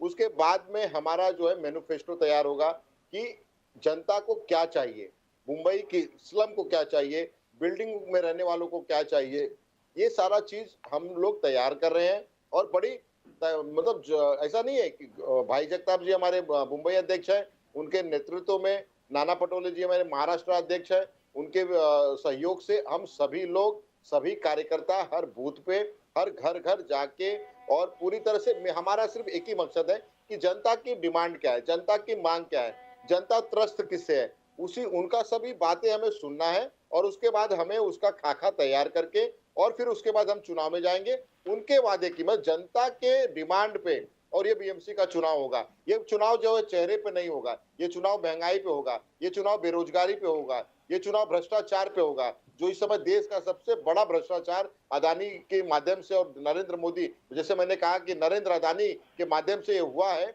और उसी को हम हर जनता के घर घर तक पहुंचाने वाले हैं कि अदानी इलेक्ट्रिसिटी कितना हमें लूट रही है, अदानी एयरपोर्ट हमें कितना लूट रहा है, ये सारा चीज हम जब जाके बताएंगे। हम जो तेल 60 रुपए में लेते थे आज हम 150 रुपए का ले रहे हैं, हम जो चावल जो है वो 30 रुपए 40 रुपए का लेते थे हमारी सरकार के टाइम, आज हम वो 70 रुपए का ले रहे हैं। जो पेट्रोल डीजल हम जो है 50-60 रुपए का लेते थे आज हम 100 के पार हो गए हैं। तो ये सब भ्रष्टाचार का पैसा किसके पास जा रहा है? ये देश के प्रधानमंत्री के पास जा रहा है। और अगर उससे निजात पाना है तो कांग्रेस पार्टी को मजबूती के साथ में एक बार आप कमान दे के देखिए, उसके बाद हम कैसे इस मुंबई को सुधारते हैं, ये आप भी रहेंगे और हम भी रहेंगे। अगर हमने नहीं सुधारा तो आपके पास चांस है, मौका है, अगली बार हमको हटा दीजिएगा। भरत सिंह, प्रदीप जी वो जरा पूछें उसके बारे में। अब Yes, वो yes. Sorry we forgot about that, क्योंकि आपने बिजली के बिल की बात करी, अडानी पावर की आपने बात करी। सर अडानी पावर, एमएसईबी, इन सब लोगों की अर्जी जो है वो एमईआरसी के पास है और आम आदमी पार्टी वालों ने कल ये रिवील किया, परसों ये रिवील किया अपने फेसबुक लाइव के ऊपर कि महाराष्ट्र इलेक्ट्रिसिटी रेगुलेटरी कमीशन से जवाब क्या है। वो जवाब क्लियर कट दिखता है कि जो 37% हाइक उन्होंने मांगा है, बढ़ोतरी उन्होंने मांगी है, वो तकरीबन मंजूर कर दी गई है, यानी मंजूर होने वाली है वो। अब मैं आपसे जानना चाहता हूं कि इसमें कांग्रेस क्या करेगी। 37% हाइक इलेक्ट्रिसिटी बिल में, जहां पर बिल ऑलरेडी इतने हाई हैं, मतलब आदमी खाएगा क्या, मर जाएगा आदमी। बताएं भरत सिंह जी। राजीव जी ईमानदारी से अगर मैं कहूं जी तो जनता की लड़ाई आम आदमी पार्टी मुंबई में तो नहीं लड़ सकती है, दिल्ली नहीं है, ये मुंबई है। और मुंबई में अगर देखा जाए विपक्ष के तौर पे अगर कोई लड़ाई लड़ सकता है सड़क से लेके मुंबई तक, तो वो लड़ सकता है सिर्फ कांग्रेस पार्टी और कांग्रेस पार्टी के नेता जी। और मैं आपको बता दूं, देखिए हम लड़ाई लड़ेंगे, हम अपना सर भी फुटवा लेंगे, हमें हमारे लाठी चार्ज भी, हम लाठी भी जनता के लिए अपने पीठ पे खाने के लिए तैयार हैं, पैर तोड़वाने के लिए तैयार है। मगर अगर 37% बढ़ा दिया गया तो हम सरकार में नहीं है, हम सरकार नहीं चला रहे हैं। जब तक आप हमें सरकार नहीं दोगे, हमारे हाथ में सरकार नहीं आएगी तो हमारे पास पावर ही नहीं है, हम करेंगे क्या? हम तो चिल्ला ही सकते हैं ना, हम रोड पे आएंगे लेकिन मीडिया भी उसको नहीं कवर करेगी, मीडिया भी नहीं दिखाएगी। हम तो जेल में जाने को तैयार है जनता के लिए, आप दिखाएंगे सर, तो हमें जेल में सर हम आप दिखाइए, बहुत बहुत धन्यवाद। लेकिन हम जेल में जाने के लिए तैयार है जनता के लिए, हम जो है लाठी खाने के लिए जनता के लिए तैयार है, लेकिन 37% हम जब बढ़ने नहीं देंगे। लेकिन एक भी समझिए, हमारा भी एक जो है दायरा होता है, हर एक विपक्ष का दायरा होता है। जिस तरह से आज संसद में मनमानी की जा रही है, उसी तरह से कल जो है यहाँ विधानसभा में मनमानी होगी। हम उसको कैसे रोक सकते हैं? हम तभी रोकेंगे जब ये मुंबई की जनता, ये महाराष्ट्र की जनता कमान हमारे हाथ में देगी। नकेल कस के आपको बता रहा हूं, अदानी की नकेल कस के हम लाएंगे और कहेंगे कि इसको ये अगर करोगे तो तुमको जो है ये यहाँ से खाली करना पड़ेगा, तब जाके होगा। Right, thank you so much sir, thank you very much. Bharat Singh ji बहुत बहुत शुक्रिया आपका हमसे बात करने के लिए, हमसे जुड़ने के लिए। एक बार फिर आपको महाशिवरात्रि की बहुत बहुत बधाई, शुभकामनाएं। हर हर महादेव, ओम नमः शिवाय, नमस्कार। Thank you sir. आपको भी बहुत बहुत बधाई। Thank you so much, thank you, great pleasure talking to you. Right. So effectively, the Congress says, what can we do? But he says, give us the battle and we'll take care of it. Right. So you vote for us and we'll see. Yes. But जो जिस प्रकार से कांग्रेस का कहना है कि आम आदमी party cannot substitute the Congress in Mumbai. Mumbai, the Congress has got a base. That's what the Congress says. You got a base, and if any challenge to the ruling party can be done, it can only be done by the Congress. That's what they say. Aam Aadmi Party cannot. This is not Delhi. So This let's is ask the Maharashtra. Aam Aadmi Party. Yes. Yes. Dr. yes. Sanjay Baparkar is with us. Yes. Yes. Yes. Yes. Dr. Baparkar, namaskar. नमस्कार sir. नमस्कार. हर हर महादेव, ओम नमः शिवाय. नमस्कार. नमस्कार. महाशिवरात्रि की बहुत बहुत शुभकामनाएं आपको, बधाई. आप मेरी हमारे तरफ चैनल से में भी आए, आप हमारे चैनल में आए एक बार फिर, उसके लिए आपको बहुत बहुत बधाई. मतलब आपका बहुत बहुत शुक्रिया. शिवरात्रि की बहुत बहुत बधाई. सर, अभी अभी भरत सिंह जी थे कांग्रेस के, शायद आपने उनको सुना भी होगा. उन्होंने कहा कि आम आदमी पार्टी मुंबई में कुछ नहीं कर सकती, ये दिल्ली नहीं है. मुंबई में विपक्ष की भूमिका अगर कोई पार्टी निभा सकती है और बीजेपी सेना को अगर कोई हरा सकती है तो वो सिर्फ कांग्रेस पार्टी है. डॉक्टर बापेरकर, क्या कहेंगे इसके बारे में, आप सर बताएं. देखिए सर, इतने साल से विपक्ष में कांग्रेस ही है जी. अभी तक उनको हरा नहीं पाई. अभी आम आदमी पार्टी के लेके बात कर रहे हैं. जब मौका था तब सरकार नहीं बना पाए, जी. वोट हासिल नहीं कर पाए, जी. विपक्ष में अपना साझेदारी निभा नहीं पाए और आम आदमी पार्टी के ऊपर उंगली उठा रहे हैं. पहले तो दिल्ली में भी ऐसी ही बात कर रहे थे कांग्रेस वाले जी. कि एमसीडी में भी आम आदमी पार्टी नहीं आएगी, विपक्ष नहीं बन पाएगी. हमने कर दिखाया. जहां जहां कांग्रेस चुनौती देते हैं वहां हम आते हैं. कांग्रेस का हम लोग अभी सीरियसली नहीं लेते. हम हमारा काम करेंगे और हमारी आम आदमी पार्टी जरूर विकल्प होगी इस टाइम. प्रदीप जी. ये आज जिस प्रकार से उद्धव ठाकरे जी के पूरे पार्टी भी गया, सिंबल भी गया, एकनाथ शिंदे जी के पास चले गए, तो इस चीज को आप देख रहे हैं क्या? जिस प्रकार से विपक्ष कह रहे हैं कि इलेक्शन कमीशन भी सरकार का एक एजेंट हो गया है, जैसे ईडी है, सीबीआई है, इकोनॉमिक ऑफेंस, अलग अलग इनकम टैक्स है. तो how do you see it? आम आदमी इसको कैसे देख रहे हैं कि ये लोकतंत्र को खतरा है जिस प्रकार से चल रहा है, जिस प्रकार से आज डिसीजन हो गया, निर्णय हो गया, पार्टी का चिन्ह एकनाथ शिंदे जी के पास गए. आम आदमी पार्टी कैसे देखते हैं इसको? आम आदमी पार्टी इस इलेक्शन कमीशन के चुनाव का, सर आवाज आ रही है? Yes, आ रही, yes, आ रही, yes. बिल्कुल आ रही. बोलिए बोलिए. चुनाव आयोग ने जो फैसला किया है कि शिंदे के गुट को शिवसेना नाम और चुनाव चिन्ह भी बहाल करना, इस फैसले की आम आदमी पार्टी कड़ी निंदा करती है. क्योंकि ये लोकतंत्र का खून है, लोकतंत्र का गला घोटने वाला निर्णय है. क्योंकि आपने सुना होगा कि उद्धव जी ने भी कहा था कि अगर सुप्रीम कोर्ट में केस पेंडिंग है तो चुनाव आयोग अपना फैसला ना दे. चुनाव आयोग का फैसला क्या आएगा शायद उनको भी अंदाजा आया होगा.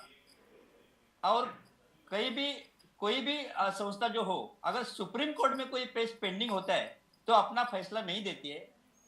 चुनाव आयोग और दूसरी कोई भी संस्था हो, वो सुप्रीम कोर्ट का सम्मान करना चाहिए. सुप्रीम कोर्ट में जब फैसला आ जाएगा उसके बाद अपना फैसला देना चाहिए था. लेकिन पहले अपना फैसला देके उन्होंने अपने ही फैसले पे प्रश्न चिन्ह उपस्थित किया है. अब देखते हैं सुप्रीम कोर्ट में ये मामला जाने के बाद सुप्रीम कोर्ट में क्या फैसला आता है, वो हमें देखना पड़ेगा. प्रदीप जी. आज केजरीवाल, जैसे केजरीवाल जी मॉडल है करप्शन फ्री, करप्शन होना ही नहीं चाहिए. तो आज बीजेपी जिस प्रकार से मुद्दा उठा रहा है कि आज मनीष सिसोदिया जी का जबरदस्त इन्वेस्टिगेशन हो गया, उनका इंटरोगेशन हो गया, 8-8 घंटा इन्वेस्टिगेशन किया, अब आम आदमी का करप्शन बाहर निकलेगा. लिकर स्कैम में बहुत घोटाला हुआ है, लिकर स्कैम में करप्शन से भरा हुआ है. तो आम आदमी पार्टी का जो वादा है करप्शन फ्री, ये बहुत खोखला निकला. इसको आप कैसे विरोध करें? बिकॉज आपको लोगों को कन्विंस करना पड़ेगा कि आम आदमी इज टोटली अगेंस्ट करप्शन, आम आदमी में ये सब नहीं चलेगा. मगर आम आदमी जिस प्रकार सिसोदिया जी का इंटरोगेशन हो रहा है, इन्वेस्टिगेशन हो रहा है, कैसे देखते हो आप इसको? लोगों को कन्विंस कैसे करेंगे? ये जो लिकर घोटाला है वो हुआ ही नहीं एक्चुअली. मनीष सिसोदिया ने बार बार कहा है अगर मैं गुनहगार हूं तो मैं जेल में होता था. इनको ये खाली माहौल बनाने का है कोई भी लिकर घोटाला दिल्ली में नहीं हुआ है। जो लिकर की जो पॉलिसी पहली थी वही पॉलिसी अभी रन करे, क्योंकि जो नई पॉलिसी को अपोज करने का काम हुआ। और हमारा मानना यही तक है कि अगर कोई घोटाला होता तो ये कोई प्रूफ लाते सामने, खाली मीडिया में बात करते हैं, अपनी यंत्रणा को काम पे लगाते हैं। अभी मनीष सिसोदिया का तलाशी ली, ऑफिस तलाशा, घर तलाशा, कहीं भी कुछ भी नहीं मिला। इसके बावजूद भी अभी अगर वो बोल रहे हैं कि ये घोटाला है, तो ये खाली उनका चुनावी मामला है, लोगों को बहकाने का काम है, लोगों को गुमराह करने का काम है। आम आदमी पार्टी ये भ्रष्टाचार मुक्त पार्टी है। आम आदमी पार्टी में कभी भ्रष्टाचार हो ही नहीं सकता। बीजेपी अपने विरोधियों को, ये जो संस्था है विविध, ईडी हो, सीबीआई हो, ये सबको काम पे लगा के लोगों को परेशान करने का काम, डराना धमकाने का काम करती है। आम आदमी पार्टी इनको चारा देने वाली नहीं है, क्योंकि आम आदमी पार्टी एक सच्ची पार्टी है, ईमानदार पार्टी है, भ्रष्टाचार के खिलाफ खड़ी हुई। आज और भ्रष्टाचार बाबरकर साहब, आज शायद मनीष सिसोदिया जी को वापस बुलाया गया है सीबीआई द्वारा, और उनकी स्टेटमेंट लेने के लिए उनका आज भी शायद इंटरोगेशन चल रहा है। दूसरी चीज है कि दिल्ली में हाल ही में सुप्रीम कोर्ट ने एक बहुत बड़ा फैसला दिया, कल की बात है, आम आदमी पार्टी के पक्ष में, कि लेफ्टिनेंट गवर्नर द्वारा नॉमिनेटेड मेंबर्स को, नामांकन मेंबर्स को कोई हक नहीं है वोट, नामांकित मेंबर्स को कोई हक नहीं है वोट करने का। जो 12 नॉमिनेटेड मेंबर्स हैं जिनसे वो वोट करवाना चाहते थे मेयर के इलेक्शन में, तो आपको मुबारकबाद। मुझे लगता है आपका मेयर मंडे या ट्यूसडे को बन जाएगा, लगे सर आए मुझे। धन्यवाद सर, धन्यवाद सर, धन्यवाद। तो ऐसा नहीं है। बीजेपी अपने विरोधियों को हमेशा टारगेट करने का काम करती है। अपनी जो यंत्रणा है, सरकारी यंत्रणा का दुरुपयोग करना चाहती है। लेकिन हमारे कोर्ट ने हमारे बाजू में फैसला दिया है, अभी मेयर आम आदमी पार्टी का बनेगा, और मेयर बनने के बाद डिप्टी मेयर और बाकी जो संवैधानिक जो पद है वो मेयर के थ्रू वहां होने वाले हैं। और ये हमारे पक्ष में जो आया फैसला, हम लोग उसका स्वागत करते हैं। लेकिन वैसे भी बापेरकर साहब, वैसे भी बहुमत तो आम आदमी पार्टी के पास ही आया है, मतलब ये विवाद तो होना ही नहीं चाहिए था अगर देखा जाए तो। इसलिए मैं बोल रहा हूँ कि बीजेपी जो है वो पुरजोर कोशिश कर रही है कि उनकी दूसरी कोई पार्टी उनके सामने खड़ी नहीं होनी चाहिए, सत्ता में नहीं आनी चाहिए, हर जगह बीजेपी आनी चाहिए। ऐसा जो उनका सपना है, वो सपना केवल एंड केवल आम आदमी पार्टी ही धूल चटा सकती है। ये देश में हम लोग सभी जगह दिखाने वाले हैं, दिखा रहे हैं। अरविंद केजरीवाल जी ने एक और आरोप लगाया, बड़ा गंभीर आरोप है आज लेफ्टिनेंट गवर्नर साहब पे, जो नए लेफ्टिनेंट गवर्नर साहब है ना, तिवारी साहब जो आए हैं अभी, उन्होंने बहुत गंभीर आरोप लगाया है कि सुप्रीम कोर्ट में गवर्नर साहब जो हैं, एलजी साहब जो हैं, वो आम आदमी पार्टी को अपना पक्ष भी रखने नहीं देना चाहते थे। इनफैक्ट अर्बन डेवलपमेंट मिनिस्ट्री में उन्होंने फोन किया और डायरेक्शन दी कि उनके खुद के जो लॉयर हैं, सॉलिसिटर जनरल साहब तुषार मेहता, वही आम आदमी पार्टी का भी पक्ष रखेंगे। यानी आम आदमी पार्टी गई है एलजी साहब के खिलाफ, और एलजी साहब कह रहे हैं कि मेरा ही लॉयर उनके लिए भी आर्ग्यू करेगा। मतलब बड़ी बहुत अजीब बात हो गई है, वेरी फ्रैंकली स्पीकिंग। तो कहने का मतलब यह हुआ कि चलिए ठीक है, इतने साल आपको दिल्ली में तो हो गए हैं, दिल्ली में आप दाव पेच पहचान गए हैं कि कहां पर कैसे करना है, क्या करना है काम निकालने के लिए। क्या मुंबई में आपको मुश्किल नहीं होगी? मान लीजिए बहुत बड़े बड़े करिश्मे हो जाते हैं, मान लीजिए आम आदमी पार्टी का बहुमत आ जाता है बीएमसी में, तो इन सब हथकंडों से आप कैसे लड़ेंगे? किस प्रकार आप अपना काम कराएंगे बापेरकर साहब? हम मुंबई म्युनिसिपल कॉर्पोरेशन में अगर बहुमत में आते हैं जी, तो हमें मुश्किलें जरूर आएंगी जी, लेकिन वो मुश्किलें पार करना भी हम जानते हैं। हमारे पास भी बहुत सारे इंटेलिजेंट लोग हैं, हमारे लॉयर हैं, हमारे पार्टी में खुद जो ऑफिस बेरर है उसमें भी लॉयर लोग हैं, और वो लॉयर अच्छी तरह से जानते हैं कि बीजेपी के क्या दाव क्या होंगे, बीजेपी क्या करेगी। बीजेपी हर संभव हमें रोकने की कोशिश कर रही है, लेकिन उसके बावजूद आम आदमी पार्टी अपना करिश्मा दिखा रही है, आम आदमी पार्टी उनको धोबी पछाड़ दे रही है। जैसे दिल्ली में दिया वैसे मुंबई में भी देंगे। आज अगर उनके पास सत्ता है, वो सत्ता का दुरुपयोग करे तो आम जनता जो है वो आम आदमी पार्टी के साथ है।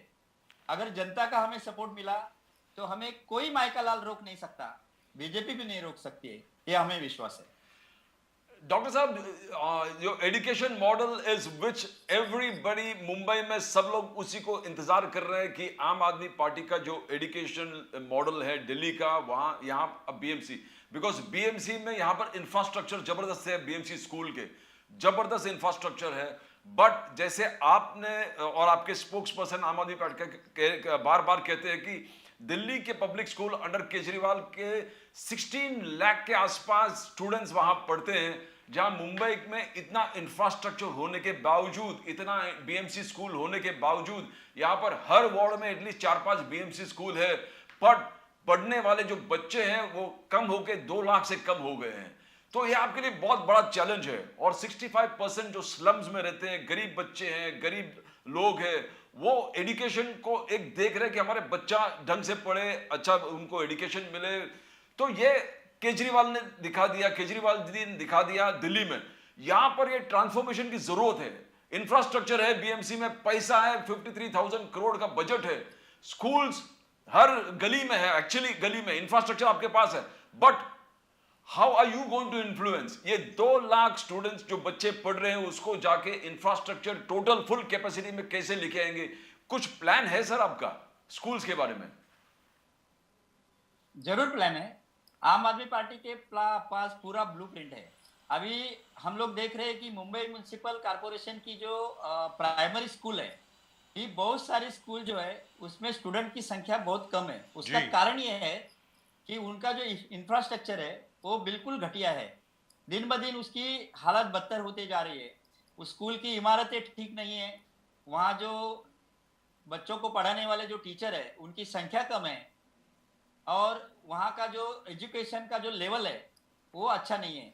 इसके लिए हम अगर दिल्ली का केजरीवाल मॉडल मुंबई में अप्लाई करेंगे तो बहुत से स्कूलों में स्टूडेंट की संख्या बढ़ेगी। प्राइवेट स्कूल से लोग बीएमसी के स्कूल में आने चाहिए, ऐसा हमारे पास ब्लूप्रिंट है। आपने बताया कि 65% झुग्गे झोपड़े में रहने वाले जो लोग हैं उनके बच्चों को हम लोग अच्छी शिक्षा देने की कोशिश करेंगे।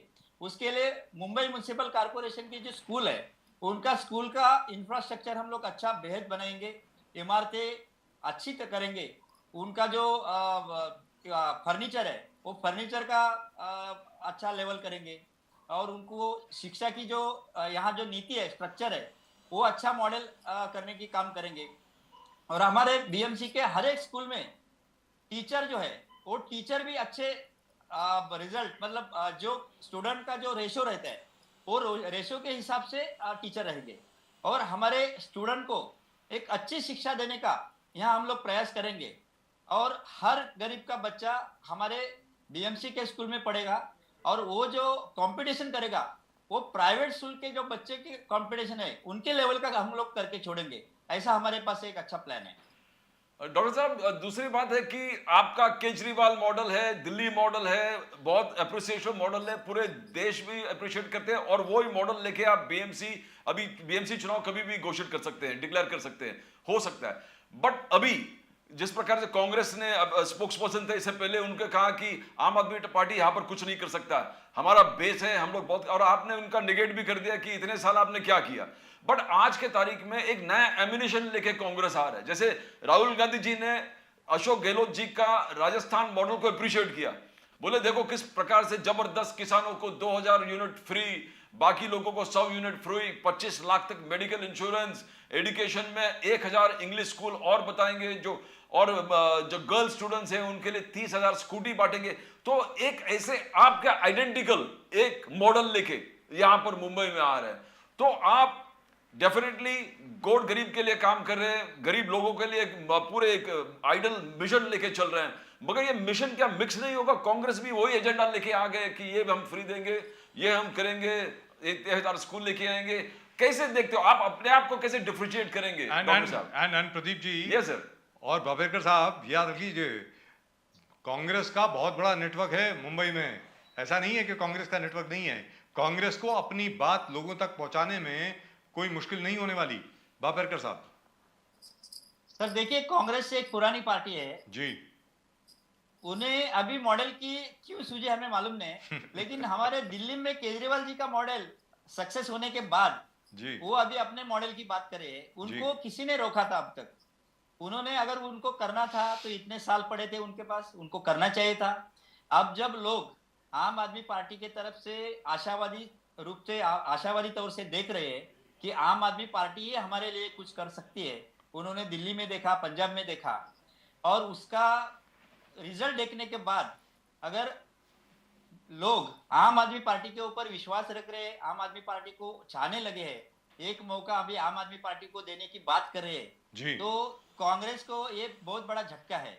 इसके लिए आम आदमी पार्टी का मॉडल देख के वैसा ही मॉडल बना के वो लोगों तक जाना चाहते हैं, और उनको ऐसा लगता है कि भाई आम आदमी पार्टी का यहाँ चलेगा नहीं, तो लोगों के हाथ में है, जनता देखेगी, क्योंकि हम लोग ईमानदारी से लोगों के लिए काम करते आए हैं, लोगों को बता रहे हैं कि हम क्या करना चाहते हैं।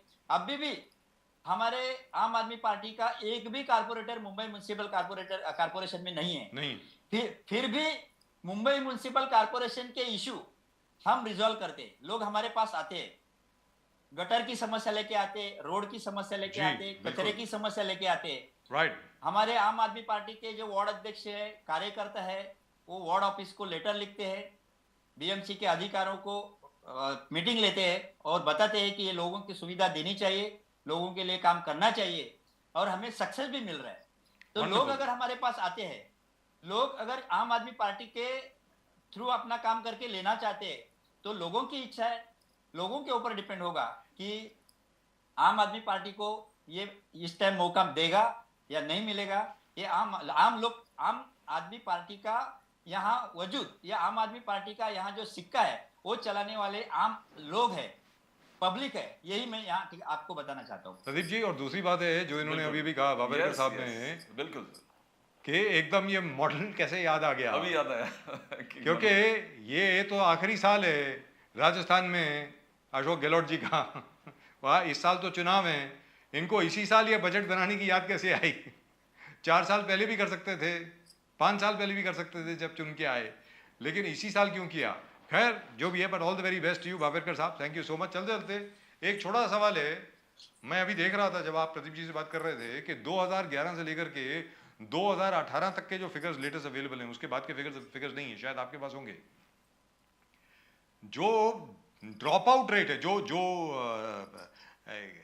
एडमिशंस जो हैं बीएमसी स्कूल्स में, नॉट ड्रॉप आउट रेट अलग है, वो उससे भी ज्यादा है, वो तकरीबन 25% से और कम हुए स्टूडेंट्स, पहले से ही कम थे बीएमसी स्कूल्स में जो जाते थे। 2011 से लेकर के 2017-18 तक 25% और कम हो गए हैं, अब तो शायद और भी ज्यादा कम होंगे।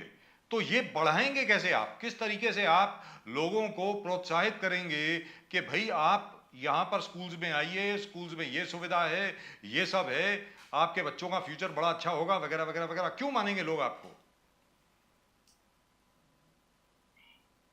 सर देखिए, हम जिस वार्ड में रहते हैं जी उस वार्ड में 4-5 बीएमसी स्कूल ऐसे हैं, उसमें से 2-3 स्कूल चलते हैं, बाकी स्कूल में कोई अलग अलग संस्थाओं को उन्होंने भाड़े से, जो क्लासरूम होते हैं वो जी। भाड़े से दिया हुए है, करेक्ट। और बीएमसी का जो स्कूल का प्रॉपर्टी है, ऐसा मिसयूज हो रहा है। अभी लोगों को मालूम है कि अगर बीएमसी स्कूल है तो वहाँ फ्री शिक्षा होनी चाहिए, हमारे बच्चे वहाँ अच्छे पढ़ने चाहिए, क्योंकि प्राइवेट स्कूल में गरीब परिवार का बच्चा पढ़ नहीं सकता है, बड़ी फीस नहीं भर सकता है। तो लोगों में जाके हम अगर बताएंगे कि अगर अच्छी स्कूल हम लोग बनाते हैं, अच्छी शिक्षा वहाँ देते हैं, तो आपका जो बच्चा है वो हमारे बीएमसी के स्कूल में ही आना चाहिए। और वो सर्वे करेंगे हम लोग झुग्गी झोपड़े में जाके, 65% झुग्गी झोपड़े में रहने वाले लोगों में जाएंगे और उनको बताएंगे कि आपके बच्चे को अच्छी शिक्षा देने के लिए हम लोग अच्छे स्कूल का इंफ्रास्ट्रक्चर खड़ा किया है, आप यहाँ अपने बच्चों को भेज सकते हो, अच्छी शिक्षा पा सकते हैं और फ्री शिक्षा मिलेगी। और लोगों में अगर हम लोग जाएंगे, बताएंगे, तो लोगों को विश्वास होगा। और आम आदमी पार्टी के ऊपर लोगों का विश्वास ही है, क्योंकि उन्होंने सभी जगह देखा है कि दिल्ली में ये लोगों ने करके दिखाया है, पंजाब में दिखाया है, तो आप मुंबई में भी दिखाएंगे। यहाँ पर इसके लिए बाबेकर साहब एक चीज में छोटी सी आपसे बात करना चाहूंगा। तमिलनाडु में जब जयललिता जी मुख्यमंत्री थी और उसके पहले एमजीआर साहब, in fact that's a continuation by the way, भले एआईएडीएम के पावर में हो या डीएम के पावर में हो, करुणानिधि साहब हों या एमजीआर साहब हों, जयललिता जी हों, हर एक ने एक चीज जरूर इंट्रोड्यूस करी थी स्कूल्स में, वहां पर भी स्कूल एजुकेशन फ्री है, वो था mid day meals, free mid day meals बच्चों के लिए। ये बहुत बड़ा इंसेंटिव था लोगों को स्कूल में जाने के लिए, बच्चों को स्कूल भेजने के लिए। ये एक बहुत बड़ा कारण था कि उनको यहाँ पे बहुत अच्छा पौष्टिक खाना मिलेगा, वेजिटेरियन फूड, शाकाहारी खाना, लेकिन बहुत अच्छा खाना मिलेगा स्कूल में। तो क्या ऐसी कोई योजना आप मुंबई के लिए भी सोच रहे हैं बापेरकर साहब? जैसे मैंने पहले बोला कि हमारे जो गरीब बच्चे हैं वही स्कूल में आएंगे, बीएमसी के स्कूल में आने वाले गरीब बच्चे ही होंगे जी। तो गरीब बच्चों के लिए अगर मध्याह्न भोजन बोलते हैं उसको, जी। हम लोग खाने का अगर बंदोबस्त करते हैं, मध्याह्न भोजन देते हैं, तो बच्चों की भी लगा हो जाएगा, बच्चों को खाना मिलेगा। घर में रह के गरीबी में अगर समझो उनको अगर 2 वक्त का खाना सही ढंग से नहीं मिलता है जी। तो एक दोपहर का मध्याह्न भोजन अगर बच्चों को मिलेगा तो बच्चों को आसानी से वो स्कूल का लगाव भी हो जाएगा, उनका पेट भी भरेगा और उनके पेरेंट्स को भी खुशी मिलेगी। तो वो भी हमारा एक विचार है। आपने सही कहा, जैसे तमिलनाडु में हुआ जी। वैसे यहाँ हम करेंगे। और बाकी भी अगर प्रेजेंटी बढ़ाने के लिए, स्कूल में बच्चों दाखिल होने के लिए जो हर संभव कोशिश करेंगे और हर एक बच्चे को अच्छी शिक्षा देने का हम लोग प्रयास करेंगे। राइट बाबेरकर साहब, thank you so much for joining us. बहुत बहुत शुक्रिया आपका कि आप हमारे शो में जुड़े। नेशन नाउ में आने के लिए बहुत बहुत धन्यवाद आपका। दोनों प्रदीप जी और मेरी तरफ से आपको नमस्कार, वंदे मातरम, और एक बार फिर शिवरात्रि की बहुत बहुत शुभकामनाएं। Thank you so much. आपको भी शुभकामनाएं, धन्यवाद। Right, that's it. That's just about it. But I tell you what, if these There's no guys, plan. if Aam Aadmi Party actually does this, look at it. I mean, what are you getting? You're The getting most important thing that you said, with the 53,000 crore, definitely you can do it for the small children of this country. very the easy. Poor people. It's the the poor. easiest thing in the world, Pradeep And ji. the most important thing, nutrition. A nice, nutritious meal और for आप- the small children from the slums. Pradeep ji, और आप ये देखिए, look at it this way, you are saving that much money on food. Exactly, sir. आपके बच्चे school में जा रहे हैं, Yes. वहां पर उनको स्कूल की फ्री यूनिफॉर्म मिल रही है, Yes, फ्री में किताबें मिल रही हैं, exactly. और मुफ्त में आपको खाने को मिल रहा है, पौष्टिक Exactly. खाना मिल रहा है आपको। Yes. I mean that's huge, that's really huge for any poor family. और उसके अलावा सोने पे सुहागा 200 यूनिट बिजली के free. Yes. I mean that's amazing. My point is there is no other party today which has anything to match up to what the Aam Aadmi Party is doing. Exactly. आम आदमी party जिस प्रकार slum के लोगों के लिए और मुंबई के लोअर मिडिल क्लास लोगों के लिए जो योजना लेकर के आ रही है, जो दिल्ली में उन्होंने लागू करी है और पंजाब में लागू कर रही है, मुझे नहीं लगता कि बाकी सब पार्टीज के लिए इतना आसान होगा। और बाकी सब पार्टीज जिस प्रकार नजरअंदाज कर रही हैं आम आदमी पार्टी को, आई think that's good for the Aam Aadmi Party that they are ignoring them, that the Aam Aadmi Party is proceeding under the radar, but they might spring a huge surprise. They might really spring a huge surprise in Mumbai's BMC elections. Just might happen. And remember, you heard it right here first, right here on Nation Now. Pradeep ji और मेरी तरफ से आप सब लोगों को एक बार फिर नमस्कार, जय हिंद, जय महाराष्ट्र, जय भवानी, जय शिवाजी। आप सबको एक बार फिर महाशिवरात्रि की शुभकामनाएं। हर हर महादेव, ओम नमः शिवाय, वंदे मातरम। Vande Mataram.